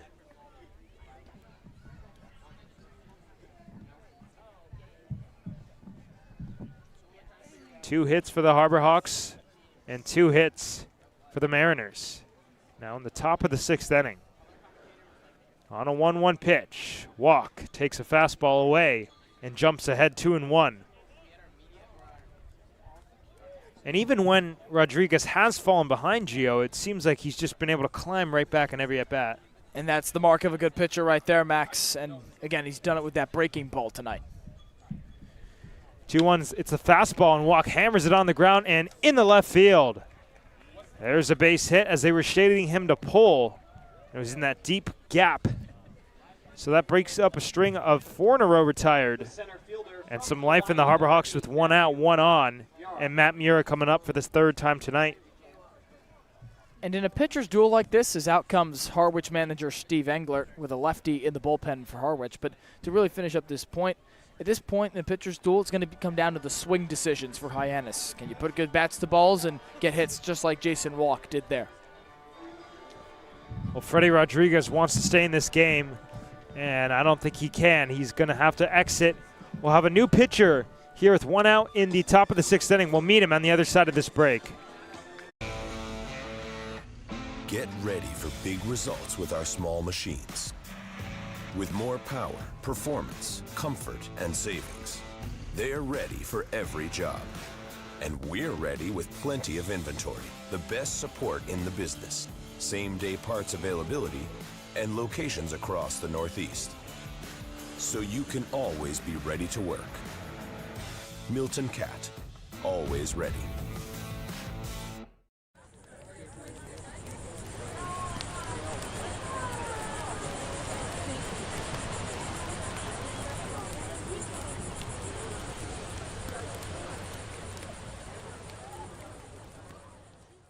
If you can dream it, if you can cruise in it, if you can summer in it, fish from it, or take it for a day at the beach, we can protect it. The Baldwin Group, protecting the possible. Tom Shimoleski. Well, Freddie Rodriguez's day is done, and there's a new pitcher on the hill. It's Tom Shimoleski. Shimoleski, he's got a 4.5 ERA, 1 appearance, went for 2 innings, allowed 1 earned run. He's going into his graduate, apparently, season at North Carolina. UNC, the Tar Heels, had an 0.87 ERA, over 13 relief appearances, 2 1/3 innings pitched. So when he comes in, it's usually for an inning, sometimes even less. We'll see how long he goes. Well, I guess the advantage for the Harwich team is that he's changing arm angles. You go from the righty and Freddie Rodriguez to Shimoleski and the southpaw. And especially like when Walk gets the hit, it looks like the Harbor Hawks finally getting accustomed to him, and then all of a sudden they got to switch around. And of course, the switch hitters are going to have to bat from the other side. The center fielder from Hawaii, Matt Miura going to go righty to lefty for the first time tonight. Miura 0 for 2 with a flyout in the first. That was to very deep right field. Tracked down by Jake Coonan, and then he grounded out to D. Kennedy at third base in the fourth. First pitch, Walk runs. The pitch is a ball. The throw down to second. No chance. It gets into center field. And Jason hesitates, now heads for third. He will get there without a problem. So a stolen base and an E2. And the Harbor Hawks once again with a runner 90 feet away from another run. It's the mistakes. Hyannis gets so many opportunities because of other teams' mistakes. And making Winslow, that throw's got to be on the money because Jason Walk is so quick. It's so hard to beat him to the bag. And on a breaking ball that was coming in a little bit slower than the fastball, he was already a little bit behind, and he still didn't get that good of a pop-up. Freddie Rodriguez's day ends. 1-0, fastball swung through, 1-1. After 5 1/3 innings, just a couple of hits, the 1 run on the homer to Hayden Federico, no walks, 2 Ks for the righty out of Hawaii that entered the game with a .96 ERA. Infield is in for the Mariners. Miura takes a fastball downstairs, 2-1 the count. The Harbor Hawks were in this exact situation back in the 5th inning when Hayden Federico struck out swinging and then Brody Briggs lined out. 1 out in the inning, 1-0 Hyannis, and a 2-1 pitch. Miura swings, sends a high fly ball foul to the left side. So the count level's at 2. Outfield playing halfway. It's shallow. Something in the alleyways will get another run, and Miura potentially 3. On a 2-2 count, Miura takes a fastball up and away, and the count runs full. And you got to figure it wouldn't be the end of the world to have Miura reach, considering first base is open with potential double play, and Gabe Camacho would have to go left on left. See how Miura plays it. He's taken a couple of great balls in this at-bat. Jason Walk 90 feet away. Miura swings, hammers it up the middle, and into center field. Walk scores from third. The Harbor Hawks take a 2-0 lead as Hyannis finally scratches across another run here in the top of the 6th inning. That's a great piece of hitting for Matt Miura. Just put bat to ball and see what happens. He actually chases a pitch that would have been outside the strike zone match on the breaking ball from Shemelski, and just taps it by the mound. The pitcher dives, so does the shortstop Maddox Maloney, and another run comes home for the Harbor Hawks on some great hitting from Matt Miura. What else is new? Gabe Camacho for the 3rd time tonight takes downstairs 1-0. Camacho grounded out to second in the first and popped out to third in the 4th. But since arriving on June 22nd at Chatham, or rather playing in his first game, he was there long before then. He's really made an impact for Mitch Carricker, especially in the absence of Miles Bailey, who's at Team USA. Just kind of another testament of that next man up, next guy up mentality the Harbor Hawks have played with this season. 1-0 the count with Miura on first. Miura's on the run. The pitch is a ball. The throw down to second is hit off Miura. Straight into the chest as the catcher, Macon Winslow, kind of spiked that one to second base. It's now the 2nd stolen base of the inning and the game for Hyannis. And Miura goes into scoring position, painfully so. What a difficult play for Maddox Maloney. He comes over from shortstop as Winslow, as you mentioned, Max, bounces that ball into second base and strikes Miura directly in the face. And if it doesn't, it's probably into center field, and Miura's able to take 2. 2-0 pitch. Camacho chops one high to first base. Sam Harris has it, takes it to the bag himself as Miura takes third. A 3 unassisted. And now a runner 90 feet away once again, and Ray Velasquez coming up. The third baseman from Austin. And if you're Ray Velasquez, you don't have the luxury of sending this ball to the outfield, so I'm very interested to see how he plays this at-bat. It's not a guy that walks a whole lot, under 5 for the season. We'll see if he can muster some good takes in this at-bat like his counterpart Miura would. 90 feet away. First pitch, backdoor breaking ball down and away, 1-0. Well, with 2 outs now, the outfield goes in no doubles defense. Very different from what we saw when Walk was on third with 1 out. So very deep. You got to figure something in the alleyways. Anybody's got a chance at grabbing it. On a 1-0 pitch, Velasquez takes up and away. That one well away as Macon Winslow jumps out of the crouch like a cat. Saves a run right there. 2-0 Harbor Hawks in the top of the 6th inning at White House Field. Hyannis and Harwich facing off for the 2nd time this season, the 1st time in Harwich. 2-0 pitch, Velasquez skies one foul off to the right and out of play.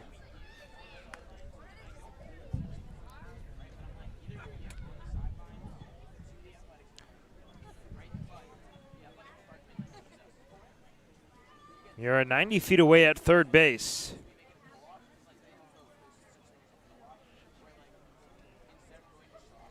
2-1 pitch. Here it is. It's up and away. A similar miss, kind of that same location. And Macon Winslow once again out of the crouch. And you got to think that there is no way that this ball is going to be over the plate if you're Chmielewski, because you got a place to put him, and you don't want to give him something to hit. 3-1 is hammered on the ground to third. Diving stop by D. Kennedy. Throws from his knee, and it is in time. A web gem from third to first. He robs his counterpart at third base, Ray Velasquez. The Harbor Hawks do score one more. 2-0 Hyannis will head to the bottom of the 6th. Get ready for big results with our small machines. With more power, performance, comfort, and savings, they're ready for every job. And we're ready with plenty of inventory, the best support in the business, same-day parts availability, and locations across the Northeast. So you can always be ready to work. Milton Cat, always ready.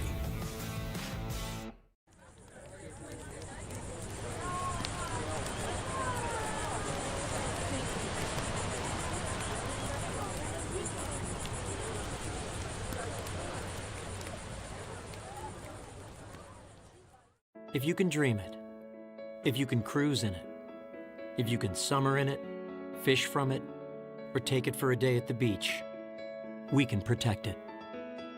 The Baldwin Group, protecting the possible. Bottom of the 6th inning here at White House Field, and it's time to beat D-Bot. D-Bot yet a game off after that fog out. So how you feeling now? Well rested, I guess you could say. Was the fog out the last game? No, you would have gone at YD, right? Yeah, no, I got it wrong. So, I think so you didn't have YD. 6-6. Oh, you didn't have the fog out game, and then you had YD. Rubbing salt in the wound. See Right, how it says that was 6 and 5 unintentional. on the screen because I was the one producing that last game and refused to update it to go stay 6-6. Wow, D-Bot. Petty. Tanner Marsh to lead it off, 0 for 1 with the walk. Your college. Well, Steve Englert, the manager of the Harwich Mariners, attended Manhattan College, so an East Coast school for you.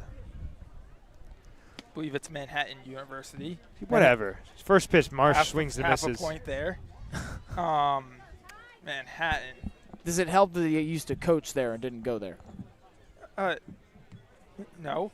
0-1 misses downstairs, 1-1. I'm sorry, not like this game. Let's see here. Manhattan. Gosh, they were in the tournament because I think they beat Virginia one year. 1-1 pitch coming up to Marsh. It's swung on a missed, 1-2. They don't have green in their name. Dude, I have no idea, honestly. They do have green in their colors are green. Yes, but they don't have green as part of their name. It's not like the green wave like a Tulane or something. See what happens on this pitch. 1-2 is grounded to shortstop. Charlie Bates charges it to his right, throws on the run. Low throw, it's dug away, and it gets into the right side. So Marsh heads for second on most likely an E6. And just like that, the run that would cut the lead in half and scoring position and the tying run at the plate. Yeah, tough off-balance throw there as I continue to stall. But we'll give it a shot. Manhattan, they're in the city. They are D1. They Yes. are D1. Barely. No disrespect. But let's see here. You know what? I got to get off soon, so. Yeah, you got a shot clock here, bro. Golly. Nothing's coming to mind. Eagles. Incorrect. It is the Jaspers. Yeah, no, I was never getting that. We're going to get on a winning streak soon. All right. But a losing record for the first time since 0-1. Yeah, remember when I was 5-1? Those were good days. Those were good days. All right. Appreciate it, boys. Thank you, D-Bot. Aiden Robbins fouls one back. Count on 0-1 with the runner in scoring position. And a front door breaking ball from Tyler August misses inside. 1-1 the count now.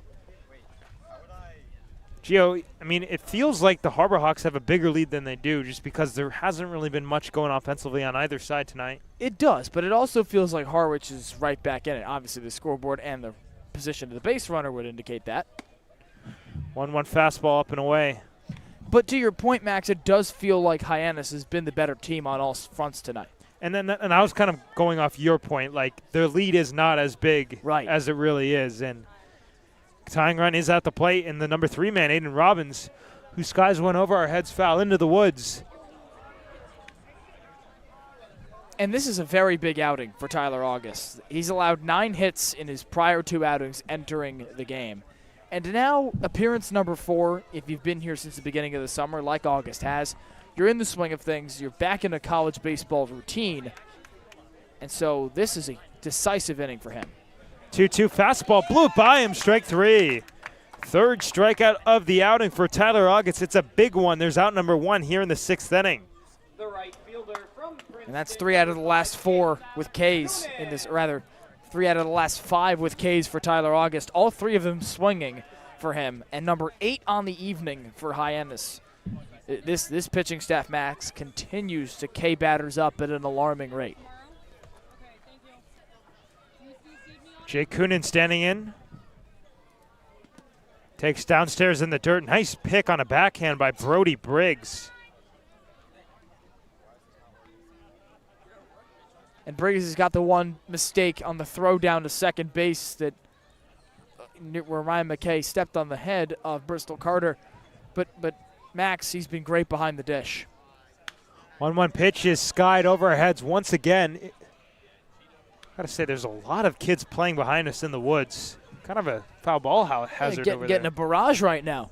I mean, you got the trees for cover, but wow. It's like a magnet over there.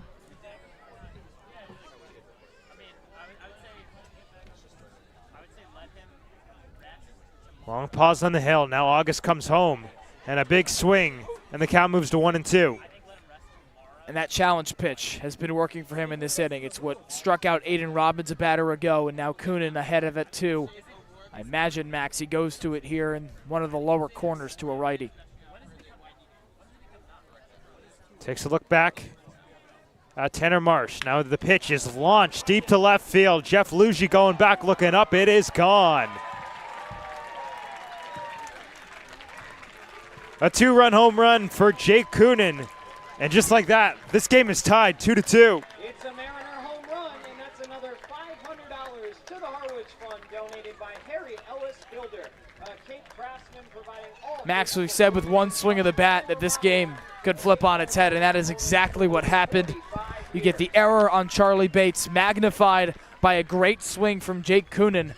August strays from the challenge fastball and goes to the breaking ball inside. And you're a righty, you turn on that in the inner corner and look out. That's exactly what we saw. Break out the measuring tape on that ball in left field. It's more of a frozen rope. Like, that ball was crushed on a line. That was impressive. Maddox Maloney singled back in the 2nd inning with the bases empty and a breaking ball downstairs. And Max, I'm pretty sure that's just home run number 3 on the year for this entire Harwich team. They have not gotten runs via the long ball. They've been pretty dry, actually, in that category. The 1-0 fastball is low. And if you're August, you got to be careful because you fall behind. 2 balls and no strikes. It's easy to get rattled after that, after a homer in which, like you say, Max, it leaves the park at that rate. A frozen rope. 2-0 pitch is grounded to shortstop, but it's cut off by Velasquez at third. Throws on the run and in time for the final out of the, for the 2nd out of the inning. The And August gets some help from his infield there. A slow roller to Velasquez that he charges and slings off balance slightly with the sidearm. And for Tyler August, Max, to bring closure to that point, now the last 3 outings have been marred by runs. That's first home run allowed this year, but that's his 10th hit so far this season. And August will look to shake it off with this final out. D. Kennedy, who's robbed a couple Harbor Hawks of a hit. Skies one foul off to the right and out of play. Seems like all the kids are just more so racing to the baseballs.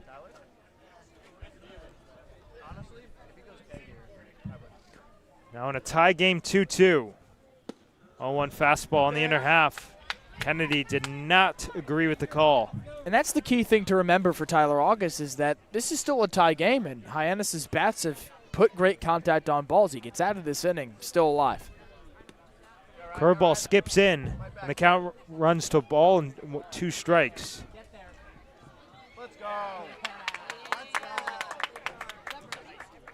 Base is empty and 2 outs, but 2 runs home for Harwich. This game very reminiscent on both sides, or very reflective. 1-2 misses downstairs. I mean, 2 runs on each side, 4 hits on each side, 1 error on each side. And then a 2-2 count with 2 outs. D. Kennedy going to look to try to continue the inning for Harwich. August in the windup. The fastball is right on the inside corner. Strike 3 called. Strikeout number 4 of the day for Tyler August ends the inning. But the Mariners tie this game up at 2. Before the game, our own Ethan Wax was able to catch up with Tommy O'Rourke, who was at Citi Field playing in the All-Stars game yesterday. We'll meet with the interview in just a moment. Ethan Wax, diamond side, here at White House Field, alongside Tommy O'Rourke, a relief pitcher. Tommy, what was your experience like being at another Major League park in Citi Field? Yeah, overall it was a great experience, just getting together with a new team for one day, a new group of guys. Long bus ride, but we got to get to know everyone and enjoy our time together for that day. And then when we got there, just really cool to be at a Major League stadium and to play a baseball game there. I had never actually been to Citi Field, so really cool park and overall great day. Awesome. And what did you learn from the experience that you could take now for the rest of your career? Yeah, I think a huge thing I learned is that in terms of pitching, and the mound is going to be 60 feet 6 inches from the plate no matter where you are, and I felt very comfortable out there, and that's a good thing to take home going forward for the future, pitching on bigger stages. So great. And did you do anything awesome in the Big Apple? Anything awesome in the Big Apple? Let me think. Well, we got to walk around the tunnel a little bit and shag on the field, and obviously the game. I think the most notable or memorable part of it was just the entire day with the group of guys and everyone who helped put it together. That was really awesome. Great. Thank you very much for your time today, and good luck. Thank you. Thank you. Definitely an awesome experience for Tommy O'Rourke and, of course, Jackson Willits. Ryan McKay to lead it off against Shimoleski. And we'll take you around the league in just a moment, as a lot of games on the hand today. Max starts out at Gov Fuller Field. Falmouth ahead of Bourne 8-4. First pitch, McKay swings and misses 0-1. That game's in the top of the 7th, and the Braves rather have 2 runners on with a tying run in the hole. It's a 2-2 game here at White House Field. At Eldridge Park in Orleans, 3-0 Brewster. McKay swings, lines it towards left center field. That's in for a base hit. Ryan rounds first generously, but he throws the brakes on, and a good start to the top of the 7th inning. A leadoff single to Ryan McKay, who's now halfway to the cycle. The Whitecaps Firebirds game in the top of the 6th with Brewster ahead of Orleans 3-0. In the top of the 4th at Veterans Field, Chatham has hung 9 runs on Wareham and blanked the Gatemen, who do have 2 runners on in the top of the 4th. It's an 8-inning game at Lowell Park and an 8-2 score in favor of the Kettleers. Last in the West beats first in the East in YD. So that broke a 9-game winning streak for YD. Indeed. First 1-0 pitch is downstairs to Jeff Luigi. That was actually the first pitch. I apologize. The scoreboard had 1-0 before, so kind of seeing into the future. McKay on first with nobody out. 1-0 pitch. Luigi grounds one up the middle. Slowly, Shintaro Inoue gets out of the way of the tag, and the throw to first is in time. Ryan McKay, what a play. He evaded the tag, and that keeps the double play away. Somehow he gets out of the way of Shintaro Inoue, who makes the right decision to go for the tag on a pseudo rundown of sorts, with McKay able to dodge by him. He just slips out of the way, his hands up as though he was, framed for murder. And now you get the fielder's choice to put a runner in scoring position. Now you got Hayden Federico, responsible for the Harbor Hawks' first run, coming up. And now umpires are going to get together, I would assume, to discuss whether or not McKay was out of the base path. But from my perspective, it looked like fair game. It wasn't egregious or anything. It's not like he ran in the other direction. He just kind of, one of those jumps, like trying to evade the tag. Just danced his way slightly into the upper part of the infield dirt. I mean, I would be very surprised if they discussion ensuing here overturn this. Because you see that play all the time. It's not like that's, yeah, and McKay's on second base, so no, he was still in the baseline. Well, as mentioned, Hayden Federico up for the third time tonight. That home run kick-started the game for Hyannis in the third. Gave him a 1-0 lead at the time, but then he struck out in a big situation with the runner on third and one out back in the fifth inning. Hayden batting right-handed for the first time tonight. Both home runs this season have come from the left side, and he's well late on the first pitch fastball. Nothing in one. Hayden batting righty for the first time since Friday at Orleans. He took every at-bat from the left side at YD, so this has to be a matchup thing, Max.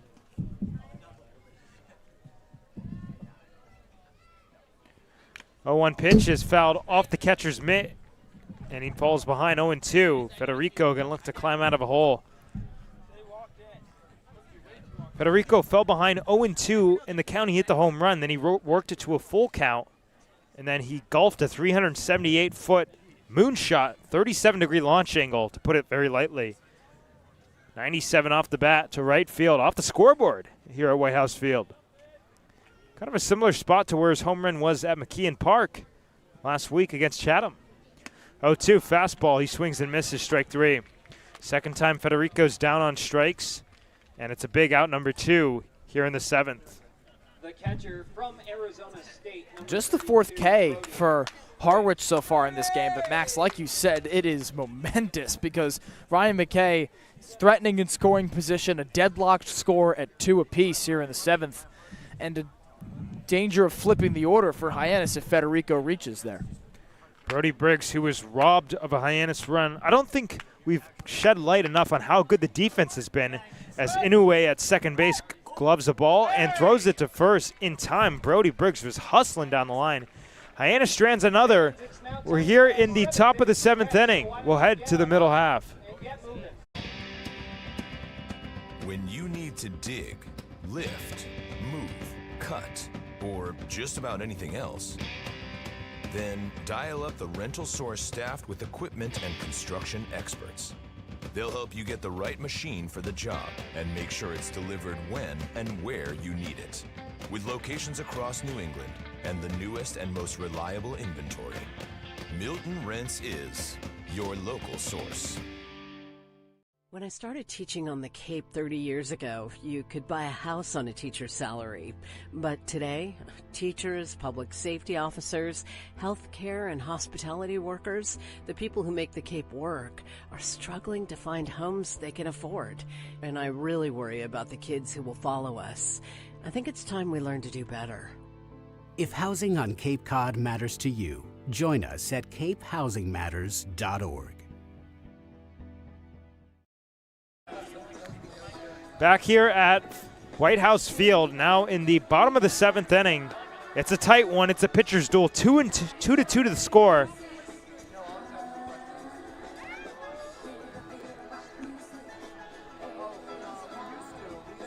And Tyler August still on the hill for the Harbor Hawks.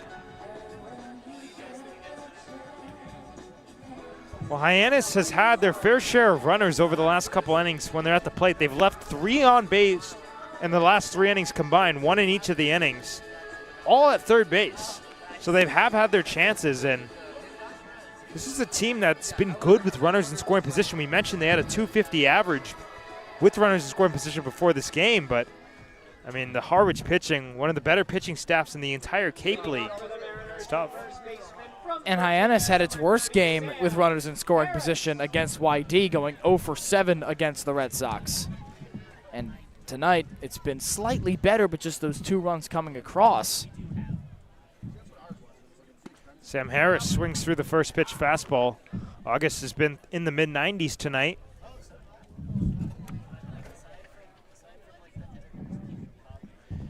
In the windup, the Liberty Flame comes home, and there's a big swing, and August jumps ahead 0-2.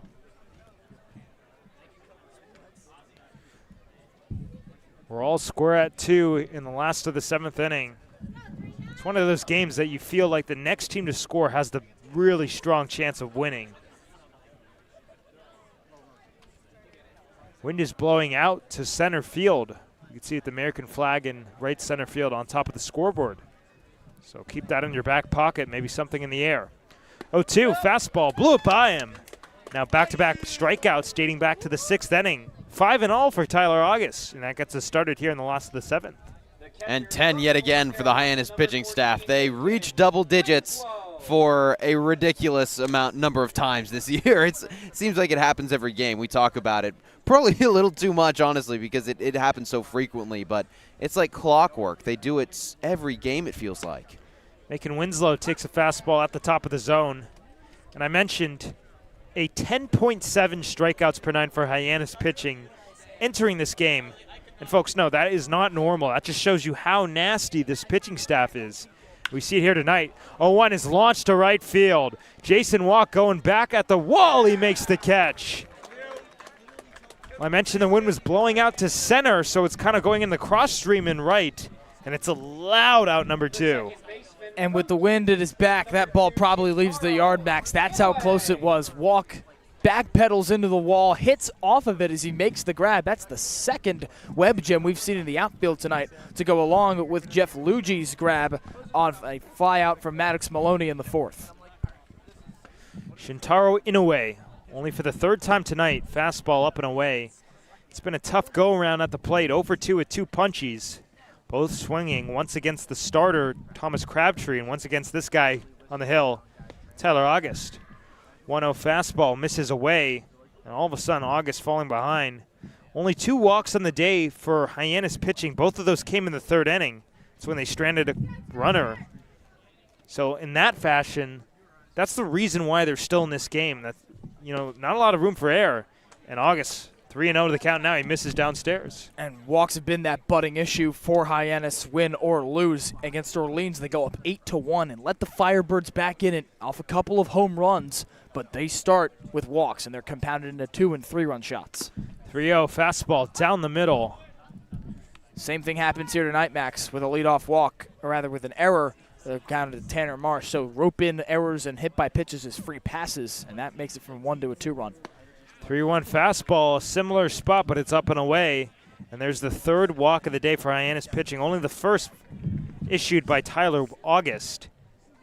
But you got to figure it's kind of walking on eggshells here when both teams, not a lot going offensively. I mean, the Harbor Hawks, they've had their chances. They've left 3 on base in the last 3 innings as a whole.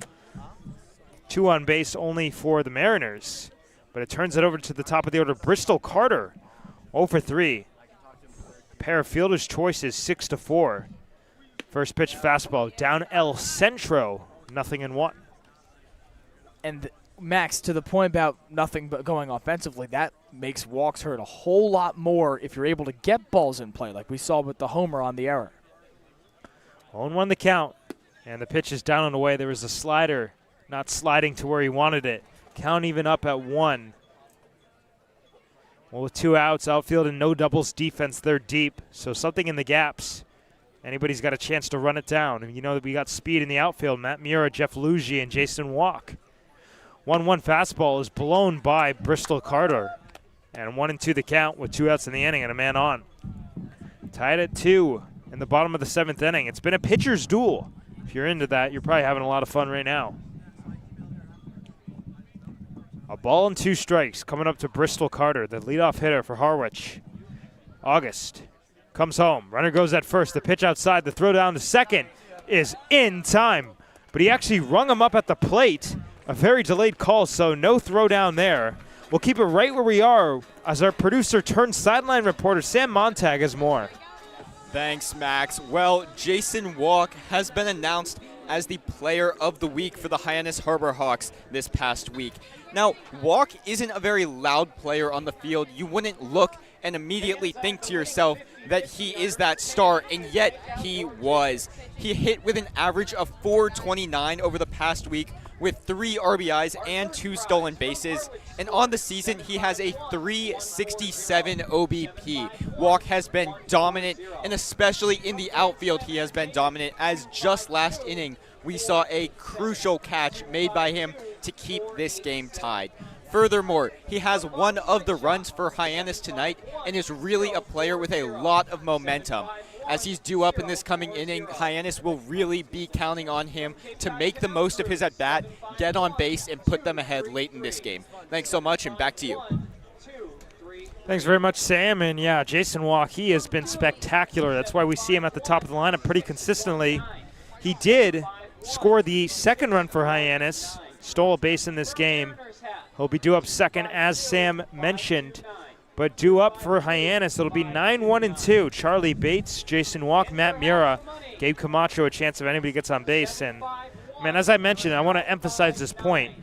You know, in a game that's this tight, the pitching staff's firing to this capacity, I feel like the next team that scores, the momentum's going to be very strongly in their favor. And Hyannis has got a good couple of hitters coming to the plate to try and do just that, Max. Jason Walk and Matt Mura both singled in their prior 2 times to the plate facing Harwich pitching for a 3rd time, and that brought across the second run for Hyannis. So make some action along the base pass, but get there first, of course, and see if you can make something happen to break this deadlock. Charlie Bates now riding an 0-for-9 dating back to Brewster. Fouls the first pitch back. And Charlie going to look for redemption here. He made that error, which resulted in the 2-run home run eventually in the 6th inning. And now the game is tied. But baseball is one of those sports where the next at-bat, the next play, the next pitch is what's most important. We've talked about it this season. Bates 0-1 pitch, fastball, or rather the breaking ball's away. Count even up at 1.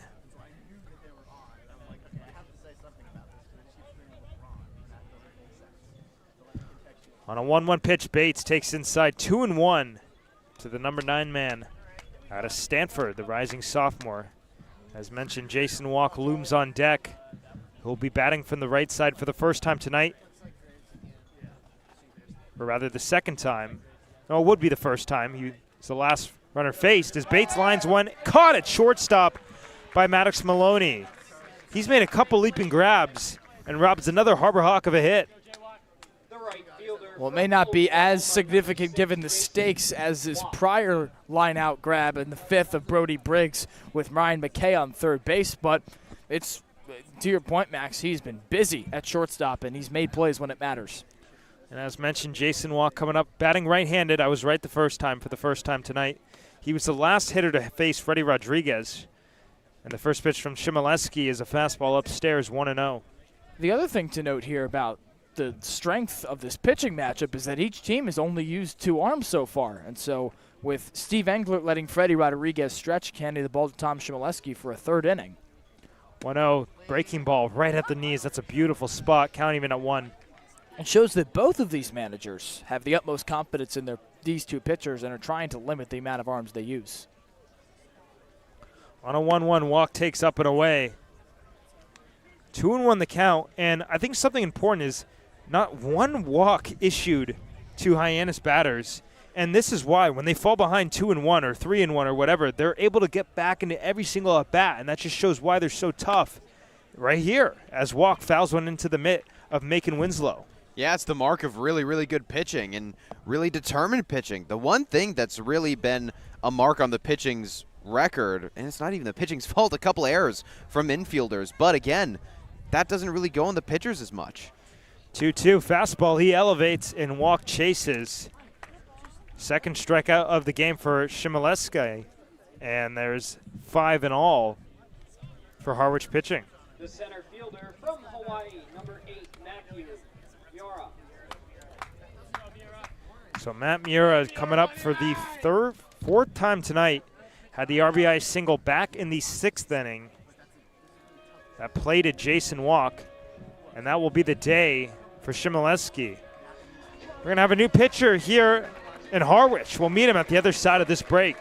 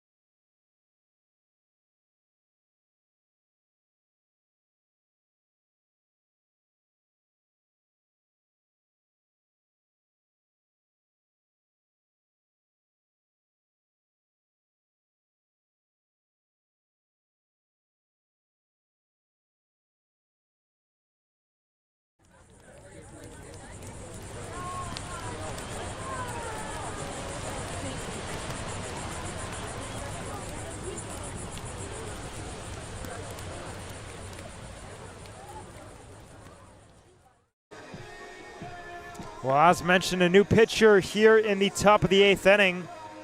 It's Cooper Harrington on the hill, so changing it back to a right-hander. You have the right-handed starting Freddie Rodriguez, then Shimoleski, the lefty. Now back to the righty Harrington. Harrington, 16 appearances in his freshman season at Liberty. 5.3 ERA, had a 2-1 record over 35 and 2/3 pitched. He walked 17, struck out 32. So he's got some good strikeout stuff. And looks like this team, this Harwich team, wanted a righty to face Matt Miura to make it a little bit harder and then also see if he could carry on. I'm guessing they're not bringing Harrington in for just 1 out if he's got such good strikeout stuff. This is his 4th appearance of the summer on the Cape. He is not allowed an earned run over 3 1/3. So, and he's got a win. So he's got a lot of good stuff. I don't think that this is going to be a one and done out for Cooper Harrington.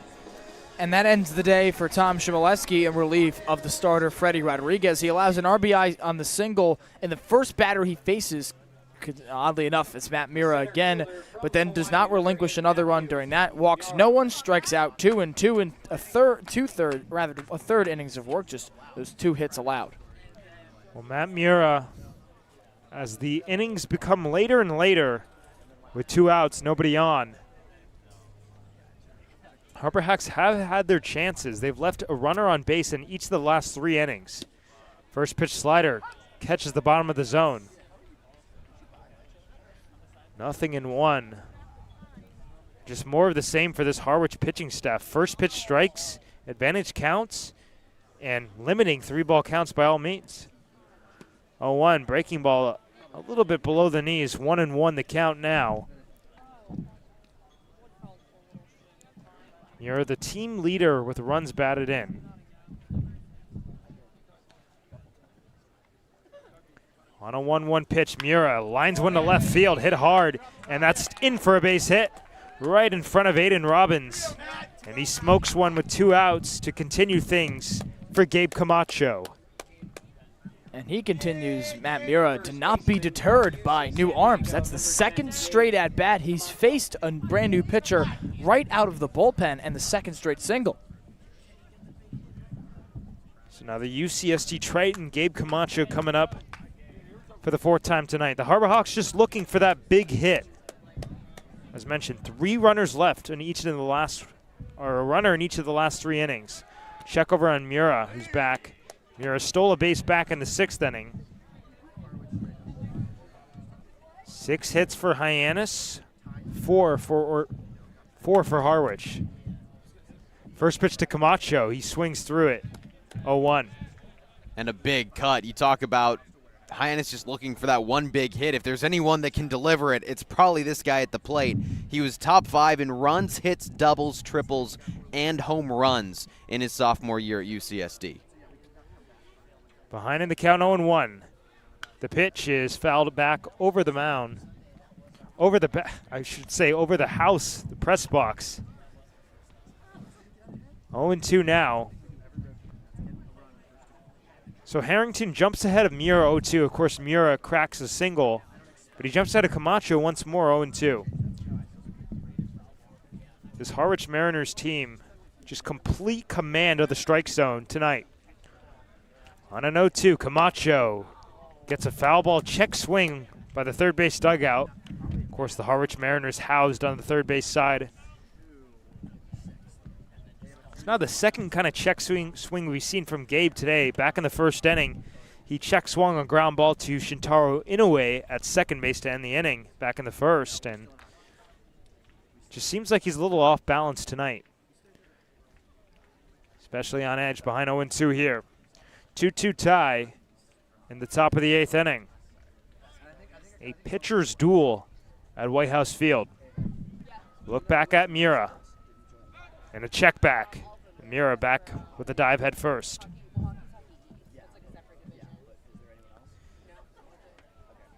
Camacho, 10 home runs at Pacific his freshman year in 24. Transfers to UCSD, a hometown kid out of Encinitas. Mura runs on the pitch. Camacho swings, skies it up mile high into the shallow outfield. Shintaro Inoue twisting and turning and catching out number 3. Harbor Hawks once more leave a runner on base for the 4th consecutive inning. 2-2 tie. We head to the bottom of the 8th.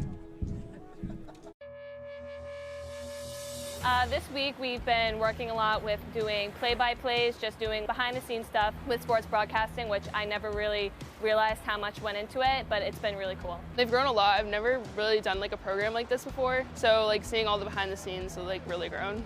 I've learned how to really just gain confidence in my play-by-play speaking, and I've learned more terms here when it comes to directing and producing, and I've just had a great time with John Rook. Doing the play-by-play stuff and all that, being with a guy like John Rook, understanding what like the major kind of entails of doing this camp, just really a preview for what you do here at Dean or any other college doing broadcasting, so I'm definitely more prepared to make this a job of mine.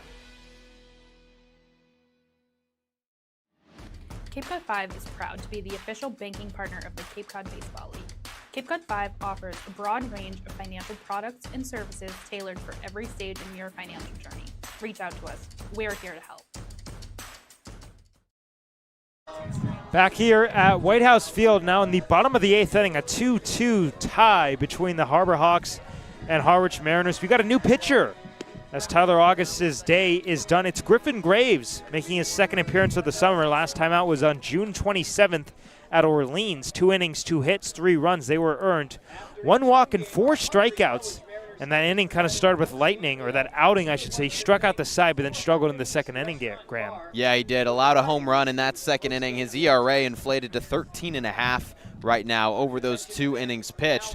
But the first inning was really, really impressive. He looked really sharp, and that was after a long time of not pitching. The last time he pitched before the 27th was the 6th against Coastal Carolina in the first game of the Super Regional in the College Baseball World Series. So now that he's got an appearance under his belt, now that he might have settled in a little bit more, I think we're going to see a lot more of that first inning and less of the second, because he's got a lot of good stuff. Had the 3rd best ERA of relievers at Auburn in his sophomore season, over the 4th most innings pitched of relievers. So he's got a lot of good stuff. He's got a lot of experience under his belt in the SEC, which it doesn't get much better than that for any college baseball players. So I'm excited to see what he can do in this outing.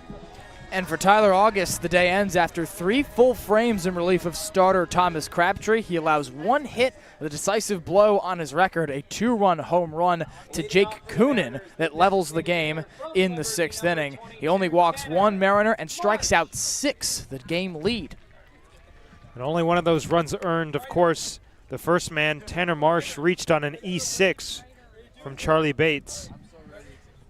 And speak of the guy, Tanner Marsh at the plate. Guess we're doing the wave over here. First pitch fastball at the knees, and a good start for Graves.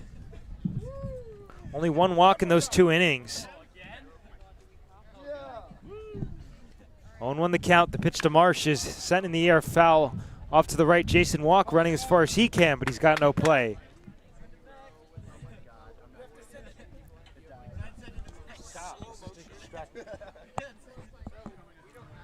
ahead 0-2. 0 for 2 at the walk. He walked back in the third, and the fastball misses upstairs. As mentioned, his first inning of the summer, first Cape League action, Griffin Graves struck out the side. Very much so impressive, but then that second one he got tagged, gave up a 3-run home run to Abri Covarrubias as Marsh tags one through the right side and into right field. That's a base hit. Jason Walk over to grab the loose change. The left fielder from Texas, number 24, Aiden. So the leadoff man is aboard for Aiden Robbins, who's 0 for 2 with a pair of Ks. Robbins, the right-handed hitter, playing left field today. For Hyannis, looking to roll 2 here. Charlie Bates has been busy today, a couple 6'4" fielder's choices. With Marsh on first, the first pitch fastball misses outside, 1-0. We're knotted at 2 here in the last of the 8th inning.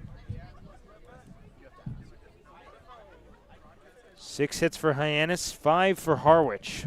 An error on each side. Runner goes at first. The pitch is swung on and missed. The throwdown from Briggs is perfect. Brody Briggs nabs the 3rd runner of the season. And it's a big one. It's out number 1 here in the 8th. Well, there's that pop that we know he's got. Just hasn't had the opportunities to show it. And, man, that throw beat Marsh by a mile. That Ryan McKay pretty much put his glove in between Marsh's hand and the bag. As Marsh laces one down the right field line, that is a foul ball. 1-2 count. And for Brody Briggs, who said before midway through last week that he hadn't gotten a ton of chances to throw guys out, and that's something he wanted to bring back to Arizona State as he gets that starting job. A couple of great examples here. 1-2 fastball swung on and missed, strike 3. The first strikeout of the outing for Griffin Graves. And Hyannis continues to keep itself in this game in the only way it knows how, with the strikeout. That's the 12th of the evening and the first, as you mentioned, Max, for Griffin Graves. And they've all come in similar ways with that challenge fastball. Coach preaches command with the heater, and it's been on display in flying colors tonight. And it's just such a difference now. 2 outs and nobody on, not 1 out and a man in scoring position. Jay Coonan takes down low in the first pitch, slider. Well, as mentioned, that impressive 4.63 ERA his sophomore year at Auburn. 23 1/3 innings. Kind of a go-to guy out of the pen for the Tigers this past spring. 1-0 pitch is fouled right out and over our heads into the woods. So count level at 1. With 2 outs and nobody aboard. Jeff Luigi, Matt Muir, and Jason Walk deep in no doubles defense. On a 1-1 pitch, Coonan takes a fastball right on the outside corner. He didn't like the call, but Sam Finn did behind the plate, 1-2. A 2-2 tie here in the last of the 8th inning.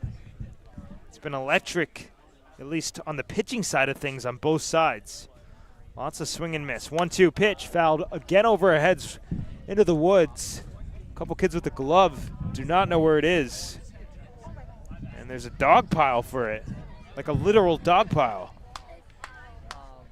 It's like a fumble on a football field.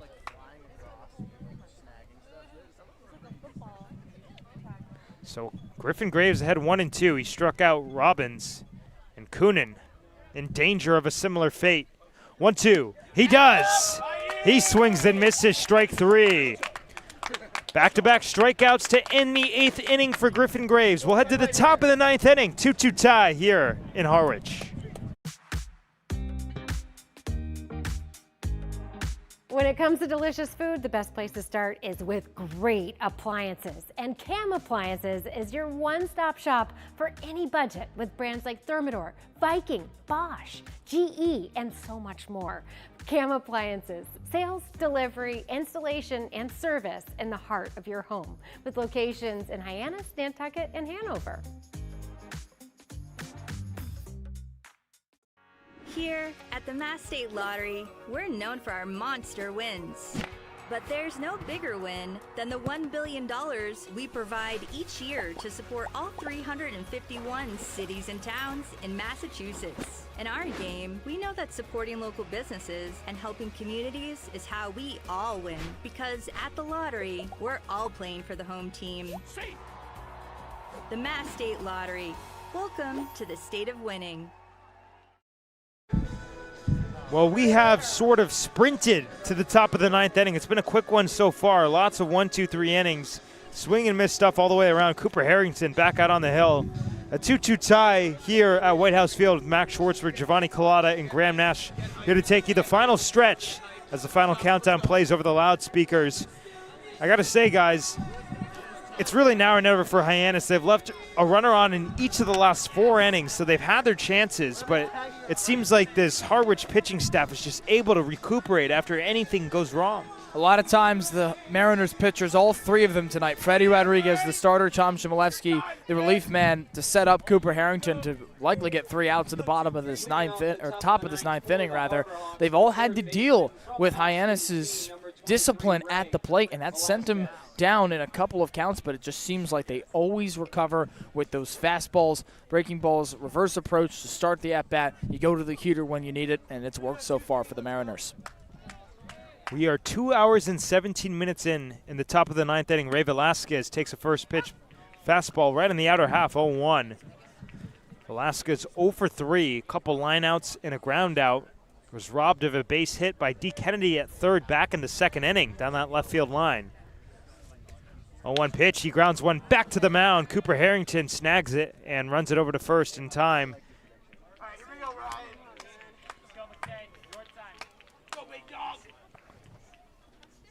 Ryan McKay coming up for the 4th time tonight.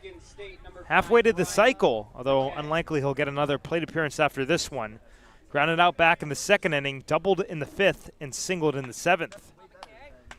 There's one of the men left on base tonight for the Harbor Hawks. 4 in total, and 4 in those last 4 innings. Ready to lefty. First pitch, he hammers one up the middle. A diving stop, but it gets away from Maddox Maloney into center field.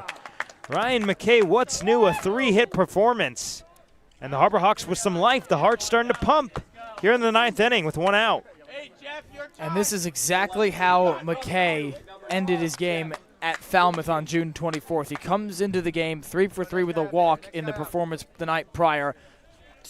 Strikes out and grounds out in his first 2 appearances at the plate. And after struggling early in this one with that ground out, 3 straight hits, double, single for number 5.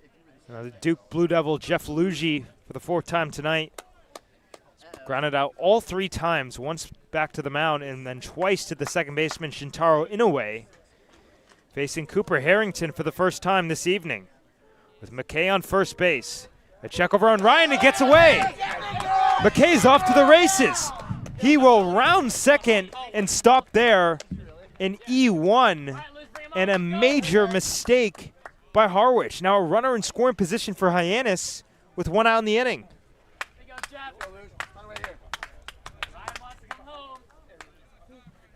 And we said there hasn't been walks. Hyannis hasn't gotten opportunities from that category, but that's the 2nd error on a pickoff opportunity. The first from the pitcher, the other came from Macon Winslow behind the plate back in the 6th inning. First pitch finally to Luigi is a fastball in the outer half, 0-1. I mean, this pitching performance by Harwich tonight has been simply unbelievable. No walks. Look back at second. The 0-1, Luigi late on a fastball. And only 5 strikeouts for Harwich pitching tonight. It's just been kind of weak contact for Hyannis. And early in the count as well, keeping the pitch count down for the guys. Especially for Luigi, who's got 3 groundouts tonight. Harrington looks back at McKay. Now he comes home. Luigi fouls one off to the left out of play. We'll do it again at 0-2.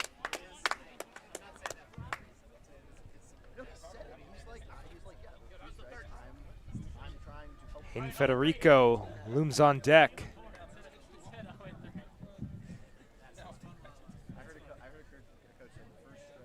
Kind of a pause on the mound. Cooper Harrington trying to figure out the pitch comm. There is a pitch clock on Cape Cod, but no disengagement rule. On an 0-2, Luigi pokes one off to the left and foul and out of play. You could feel the tensions rising in this pitcher's duel tonight. Harbor Hawks have threatened in every single inning since the 5th, but they've left a man on base in all of those frames. Ryan McKay stands on second base with 1 out, and a 2-2 tie here in the top of the 9th. Harrington will look back. Now he comes home. Luigi swings, cracks one in the air, high and deep to left field. Robbins going back, looking up. He makes the catch as McKay tries to tag. The throw comes into third base. It's up the third base line. Ryan will advance 90 feet. Allowed out number 2, but now Hyannis with another runner 90 feet away with 2 outs in the inning. That was a bold send from Mitch Carricker over at third because McKay kind of had to stumble back to second base when he realized that Robbins in left was making that snag. It was totally hit over Aiden Robbins, and he made a great over-the-shoulder basket grab. And so McKay had to race back to second and tag. And fortunately for McKay, the throw was off the mark because Robbins, if that was on the money, it probably would have beaten him to the bag. Hayden Federico back to the left side for the 3rd time tonight in his 4th plate appearance.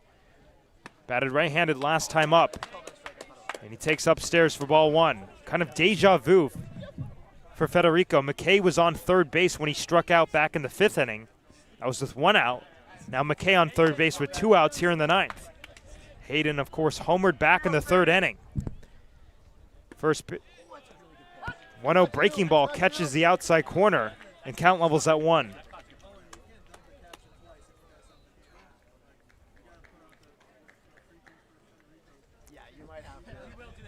Center fielder Bristol Carter shaded towards left center. Lots of green grass in right center. On a 1-1, Federico takes down low. 2-1 the count. This is Federico's 3rd at-bat hitting in the lefties box. The only time that he batted as a righty, he struck out swinging. He has that home run swinging it from the lefties side. And now out comes the pitching coach to discuss things over. A meeting of the minds. Catcher Macon Winslow heading out there too. The infielders stay at their respective positions. And this is, oh, go ahead, Max. This is clearly a decision here on what to throw to Hayden Federico with the decisive at-bat of the game for Harwich as it tries to claw its way back after trailing this game at 1.2-0, Max. You got to think the challenge fastball's coming out here from Cooper Harrington. It's what's worked all night for Mariner pitching. Federico's been fooled on it in each of the last 2 at-bats since his 3rd inning home run. And with McKay 90 feet away, can't afford to take too many chances with breaking balls. Got to stick to what works. That home run in the 3rd was on a full count, 3-2.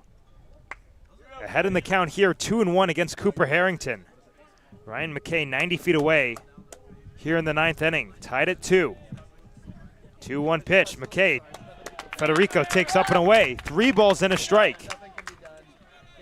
Well, you got 2 places to put him. You'd rather walk him than give him something to hit at this point, especially since he's got that home run. Not surprised that these have kind of been up and away from Harrington. Still no walks on the evening for Harwich pitching. 3-1. Breaking ball right in the outside corner. And it runs full. And that's a big reason why the location with those 3-ball count pitches, Max, at least on the first go. And we see another looping breaking ball there from Cooper Harrington. Good take from Federico, but a better spot for the pitcher. A payoff pitch coming up to Hayden Federico. It's grounded softly to second base, straight away for Shintaro Inoue. He slings to first in time for the final out of the inning.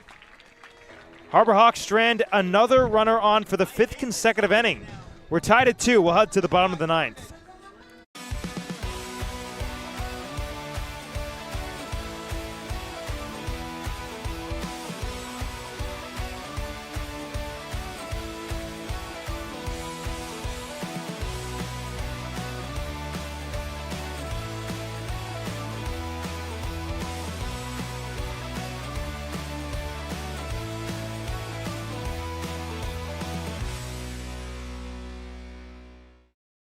Owning a home means you can protect your family and put down roots in a community you care about.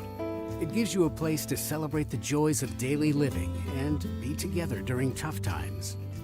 But for many on Cape Cod, home ownership is slipping further out of reach.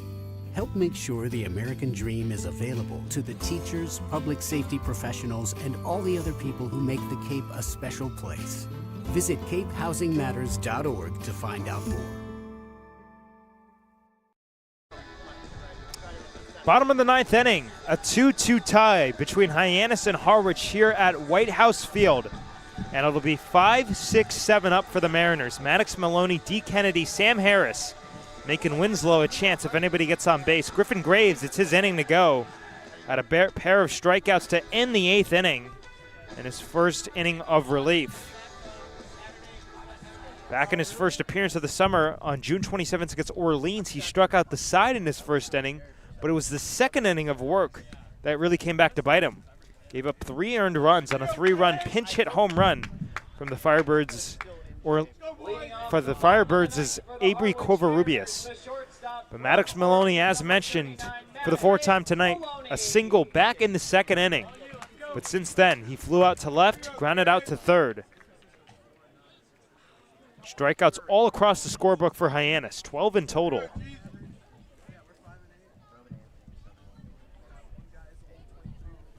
First pitch to Maloney, skips in.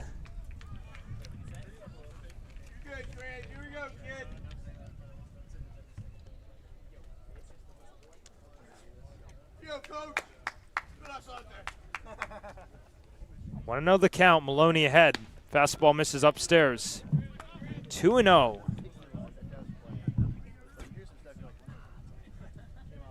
3 walks on the day for Hyannis pitching, and that's honestly been a low point in the grand scheme of the season. 2-0 fastball misses off the outer half. 3-0. And you got to figure, tie game in the 9th. This is a take sign all the way. You just need a base runner. 3-0. Down El Centro. And the count swings in the hitter's count, still 3-1. But Maloney going to look to do damage gap to gap right here. Here's the offering.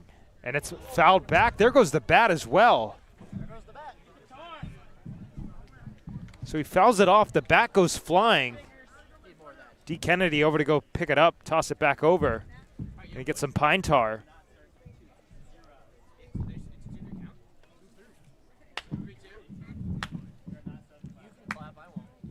I was always a big pine tar fan, especially once I transitioned to batting gloves. 3-2 the count. Maddox Maloney, 1 of 5 hits for Harwich batters. The payoff. Swing and a miss.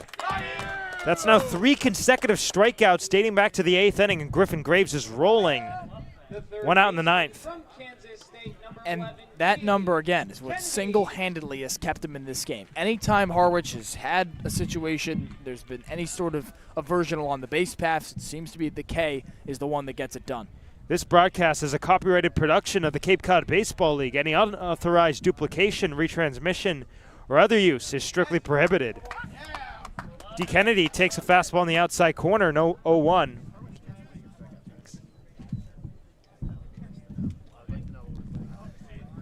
Pair of strikeouts to Kennedy's name. High breaking ball, 1-1.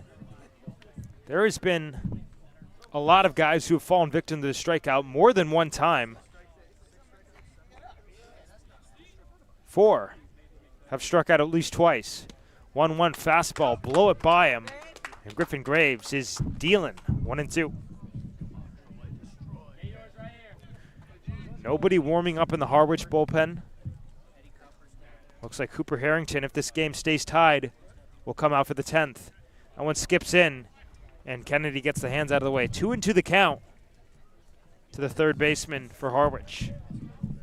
Of course, there are ties on Cape Cod. They only play 10 innings. Back on June 17th, the Harbor Hawks tied the Chatham Anglers in Chatham. And the 2-2 pitch to Kennedy is a fastball at the knee, strike 3 called. Kennedy says some stuff to Sam Fenn, takes with them out number 2. Now 4 straight strikeouts for Griffin Graves. And this one may be the most impressive of them all because it goes to a very difficult spot to find that low fastball paint right at the knees of D. Kennedy. But deja vu for Griffin Graves. Sam Harris, one of the guys that has multiple strikeouts. A strikeout in the second, a strikeout in the seventh. One of them looking, one of them swinging. Left-handed hitter taps the first pitch foul over by the Harwich dugout on the third base side. And as much as we say that Hyannis has struck out 10 batters a lot, this is 15 for the game. Left on left. On an 0-1, Harris takes a fastball a little bit outside. 1-1.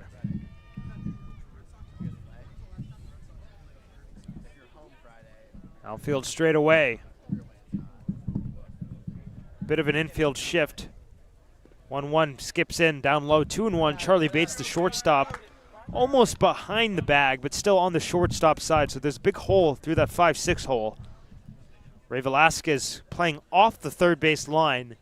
So something down that left field line would mean extra bases. 2-1 the count, and the pitch is taken a little bit up and in. 3-1.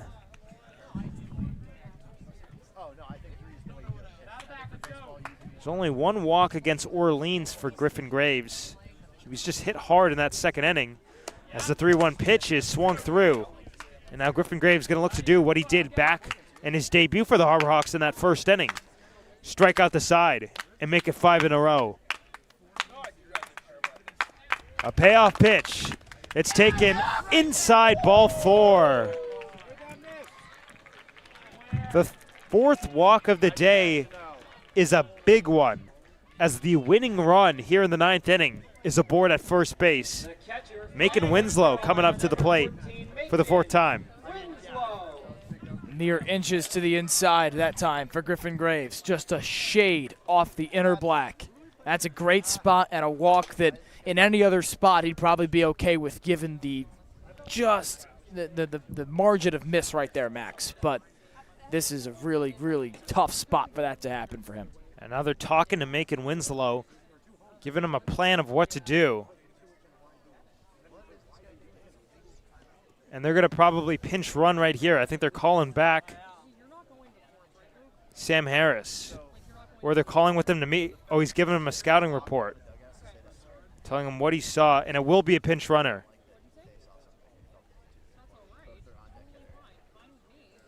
It's Trey Broussard, who we saw start the game against Hyannis back in June at McKeon Park.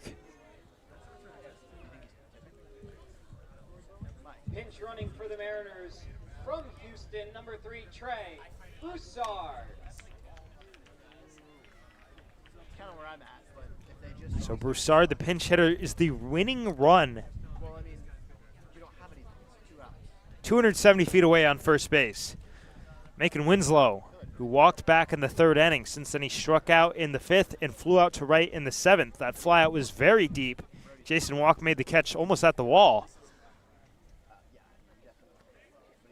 First pitch, fastball swung through, 0-1.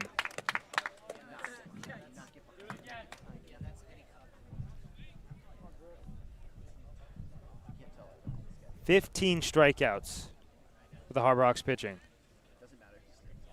0-1 the count, and the offering that comes in and hits him right at that shoulder area.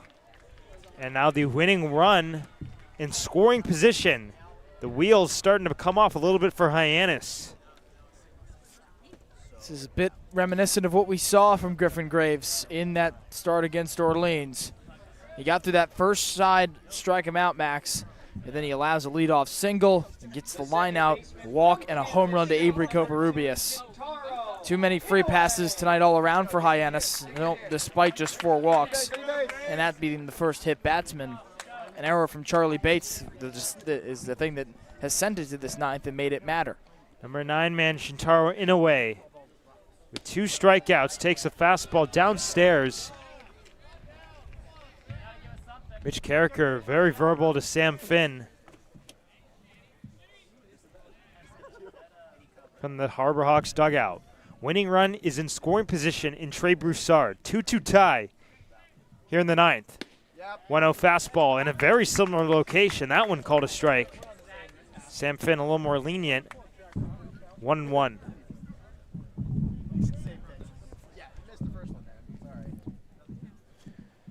Broussard on first, Winslow. Broussard on second, Winslow at first. And there's that fastball in that location down, but it's called a ball. It's at the bottom of the zone. One of those kind of 50-50, it could go either ways. And during the night, we've seen it called a ball and a strike, kind of back and forth. 2-1 the count now. And the pitch inside.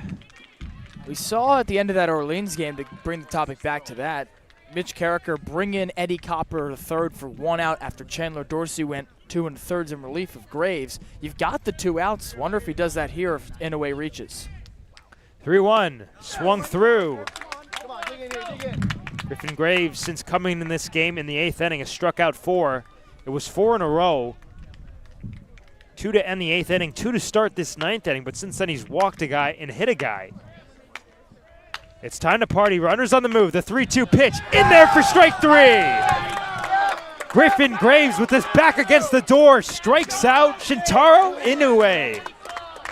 He can't believe it. It's a big one. Weds extra innings. 3-2 tie.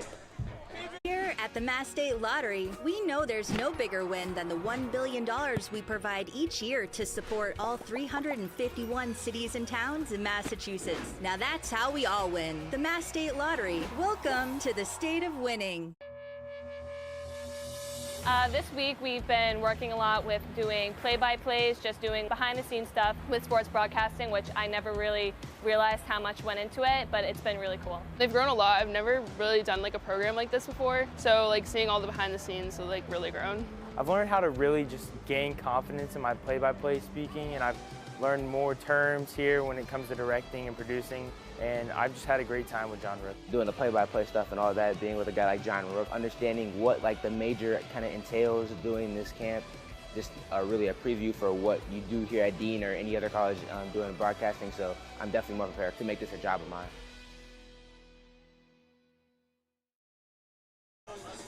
It's been a marathon, but it's also been a sprint. We're in the top of the 10th inning. A 2-2 tie between Hyannis and Harwich. Cooper Harrington back on the mound, and Hayden Federico gonna go. And Hayden Federico gonna be the ghost runner at second base for the Harbor Hawks. In a game where Brody Briggs will lead off. 8-9-1 due up for Hyannis here in this 10th inning. Briggs, Bates, Jason Walk, with Matt Miura potentially, if anybody gets on. It's been a crazy one, guys. Sure has. Now back-to-back games with 9th inning and beyond tension. Just a second extra inning game of the year for Hyannis. Of course, the last one ended in a 7-7 tie on June 17th at Veterans Field against the Chatham Anglers. And Brody Briggs played a key part in getting that game to the 10th inning with a walk in the 9th at Chatham. See if he can repeat similar success here at Harwich. And one of the things I was going to say earlier today is that the defense, yes, there's been 2 errors, but the defense has really saved a lot of runs. Brody Briggs lined one to shortstop to end the 5th inning.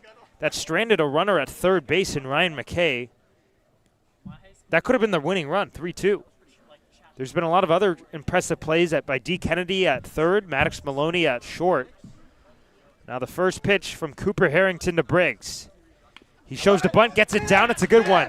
Harrington fields it, now fires to first, gets Briggs by half a step. The sacrifice is complete as Hayden Federico takes third base. Such a smart play from Brody Briggs and Mitch Carricker, the manager. And a great bunt, too. Gets a great bounce off the front lip of the infield dirt, rolls to Harrington. And a productive out for Brody Briggs. He continues to be big in these spots, even if he has sporadic chances to be in these spots as he alternates catching roles with Stone Lawless. And how about getting that bunt down on the first pitch? Of course, not all too surprising considering the situation, but that's so crucial, especially if you don't want to get into that 2-strike situation where you risk the bunt, but you risk the strikeout if you fouled off. Charlie Bates with the runner 90 feet away, 2-2 tie. Breaking ball misses up and away. Bates 0 for 3 with the strikeout back in the 3rd inning.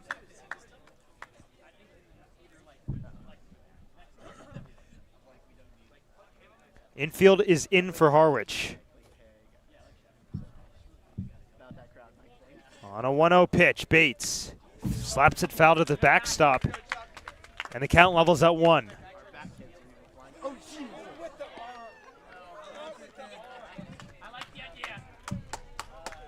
Hyannis scored back in the 3rd inning and in the 6th inning. Since then, donuts across the scoreboard. Both of Harwich's runs came in the bottom of the 6th inning on that 2-run home run. 1-1, Bates slaps it foul off to the left and out of play, and he falls behind 1-2. And this has been where he's struggled. The strikeout has been very prevalent.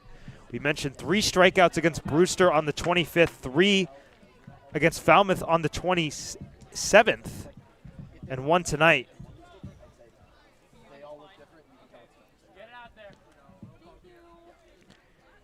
Hayden Federico, 90 feet away from the go-ahead run. 1-2, downstairs, really good spit on a breaking ball, and the count evens up at a ball and a strike apiece. And Bates has done a great job of plate protection in this at-bat. He enters 0 of his last 10, and with this spot, just as we saw Brody Briggs deliver on multiple occasions, this could be transcendent for Charlie Bates as he tries to turn it around. We've talked. It's the next pitch. It's the next pitch. The next at-bat. The next play is always the most important in baseball. 2-2 is on the outside corner. Strike 3 called.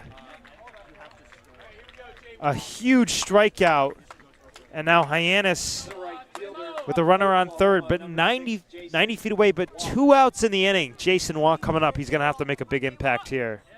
It's an unfortunate break for Charlie Bates because that's a take he's okay with in any other spot, similar to Griffin Graves' ball 4 in the bottom of the 9th.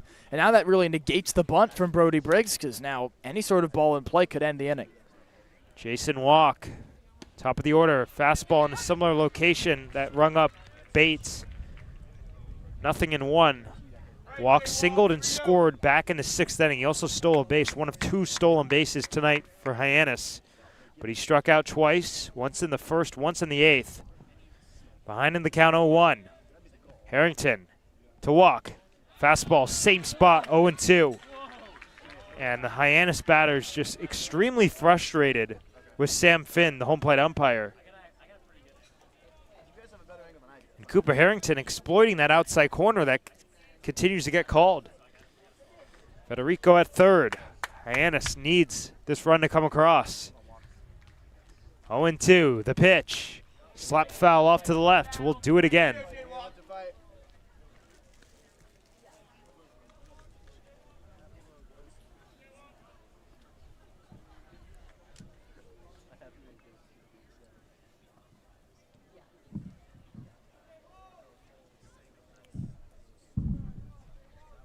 Hayden Federico at third.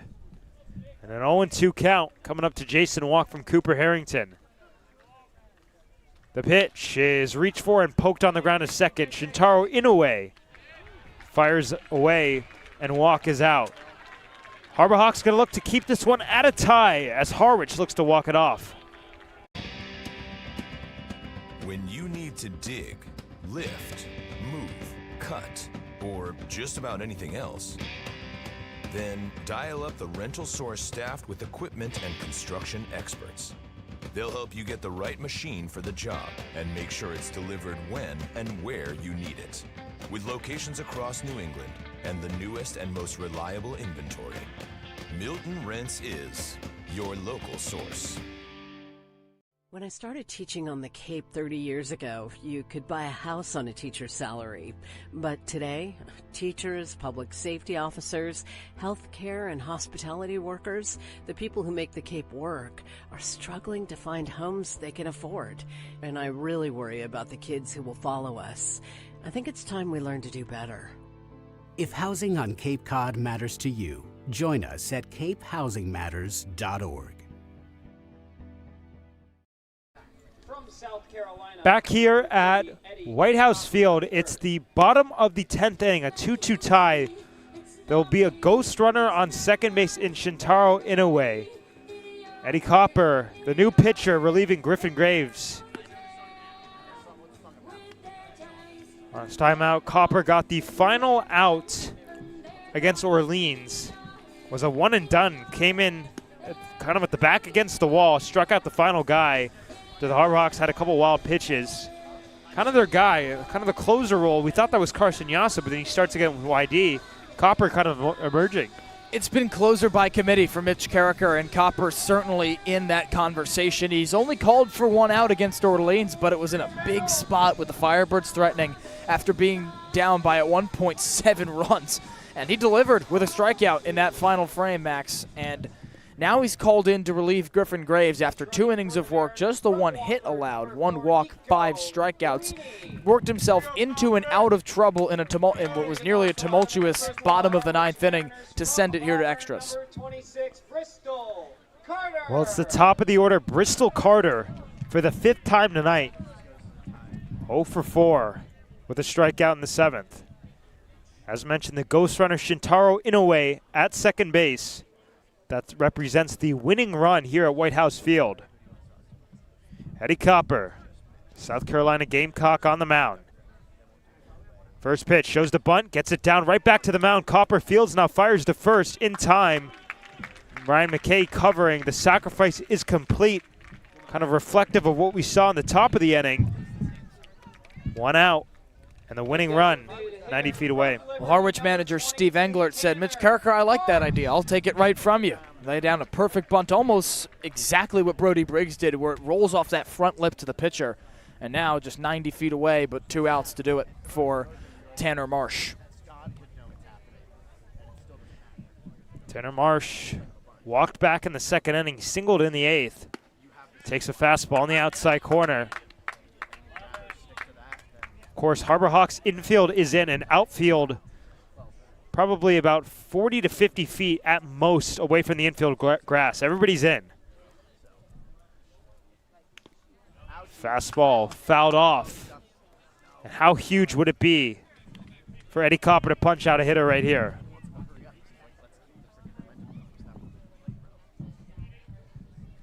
It'd be the 17th of the night for Hyannis, Max, if he's able to ring one up here.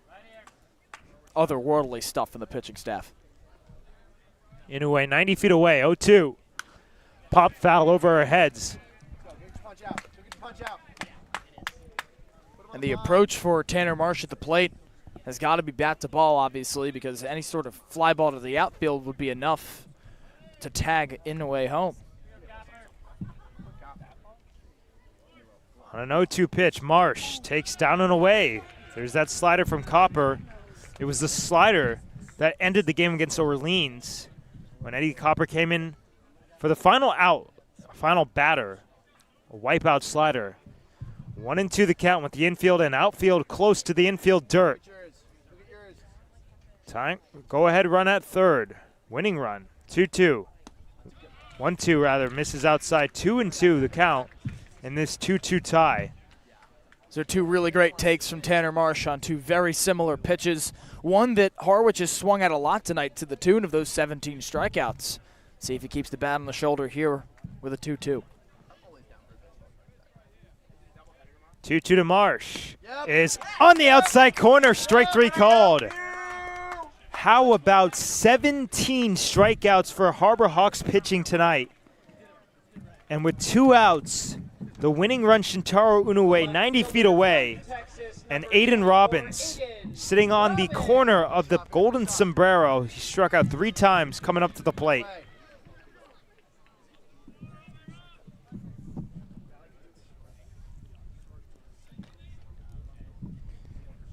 First pitch, swing and a miss. There's that slider from Copper, and he's over the top. Tied at 2 here in the bottom of the 10th inning. Winning run at third base and Inoue. Copper comes set from the stretch. And the pitch is waved at a miss. Goes back to the slider and gets strike 2. Don't see any reason to change what's working. I bet he goes right back to it. Whatever he does, just don't leave it over the plate. He's in the driver's seat. Brody Briggs going to have to block anything that's in the dirt. The 0-2 offering, taken outside, fastball away.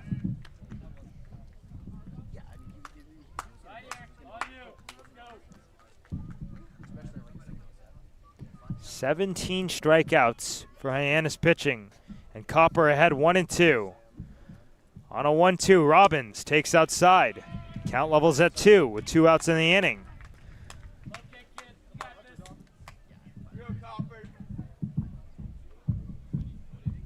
Inoue 90 feet away from a Harwich win. 2-2 pitch, Robbins takes outside, 3-2.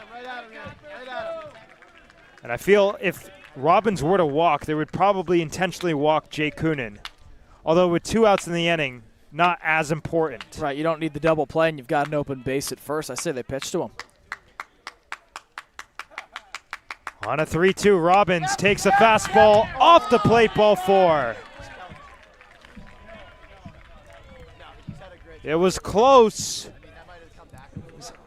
The right fielder from Princeton. But Sam Finn doesn't budge. Barely outside, and that's a pitch that he has worked, or rather leaned on multiple times in this inning, and out comes Mitch Carricker. Mitch Carricker coming out. So does the entire infield. Eddie Copper on the hill. And it looks like more of a coaching too. Entire infield planning together. Of course, outfield will be deep. This game started 2 minutes late at 6:32. It's 9:24.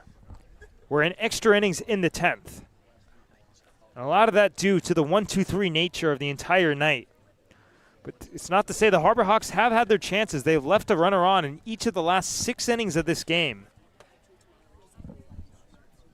It's just been an unbelievable performance on the hill by Harwich. Same could be said for Hyannis. I mean, really the only reason that this game is tied was an E6 to start the 6th inning.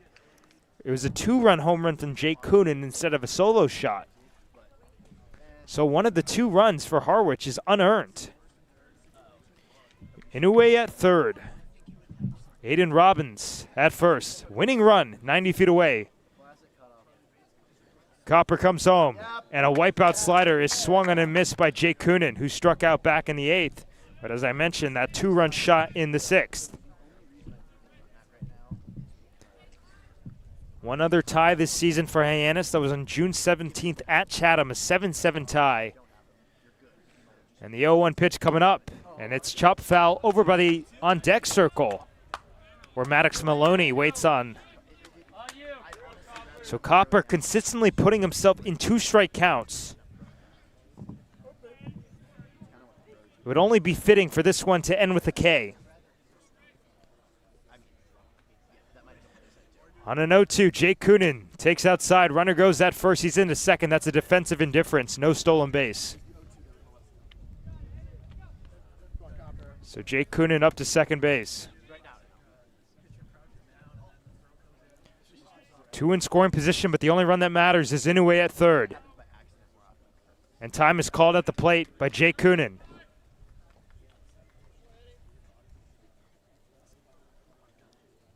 Five walks for Hyannis pitching. Mariners have left 5 on base. Harbor Hawks 6. Teams have had their chances, but it's been the swing and miss stuff. 1-2 pitch. Coonan lays off. Beautiful breaking ball, but an even more appealing take. 2-2 the count. And he had the hips going, but the hand stayed back. That was impressive. Tied at 2 here in the last of the 10th.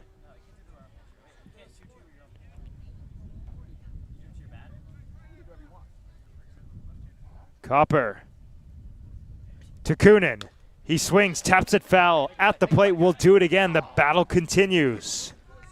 And a battle indeed.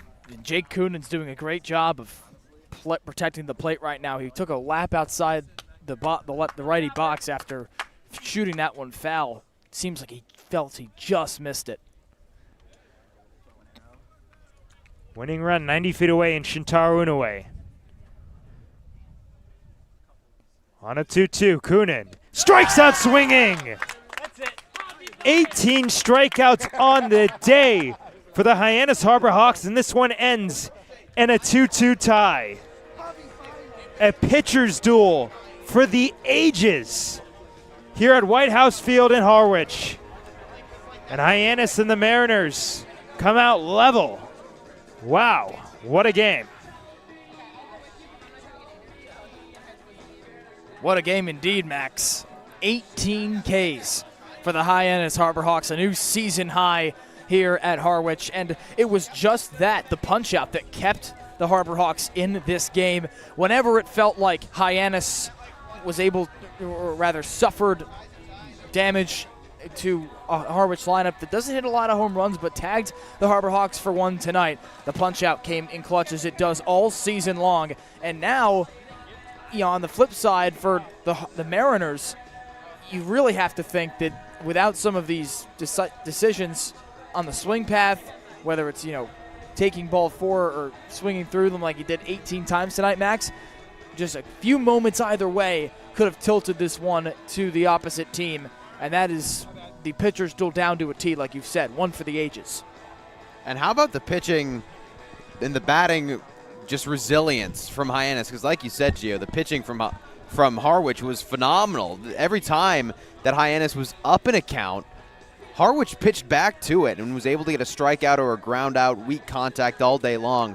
But the bats for Hyannis persevered. Hayden Federico with that huge blast. McKay, 3 for 4 day with a double. He was a huge bright spot. So I think that's another really important takeaway, is that against one of the best pitching teams in the league, every time Hyannis was up, the count flipped and they were grounding into a weak double play, they still found ways to get on base and to score. That's really impressed me.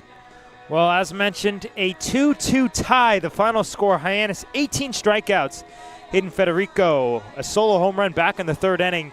Matt Muir, an RBI single back in the 6th inning. But for our entire broadcast crew with the Hyannis Harbor Hawks, for our producers, Charlie Adams, Sam Montag, and sideline reporter Daniel Bottolino, for our sideline reporters, Ethan Wax and Ava Fernandez, for my partners, Giovanni Collada and Graham Nash, I'm Max Schwartzberg saying thank you guys for spending this Tuesday evening with us, and we'll talk to you tomorrow.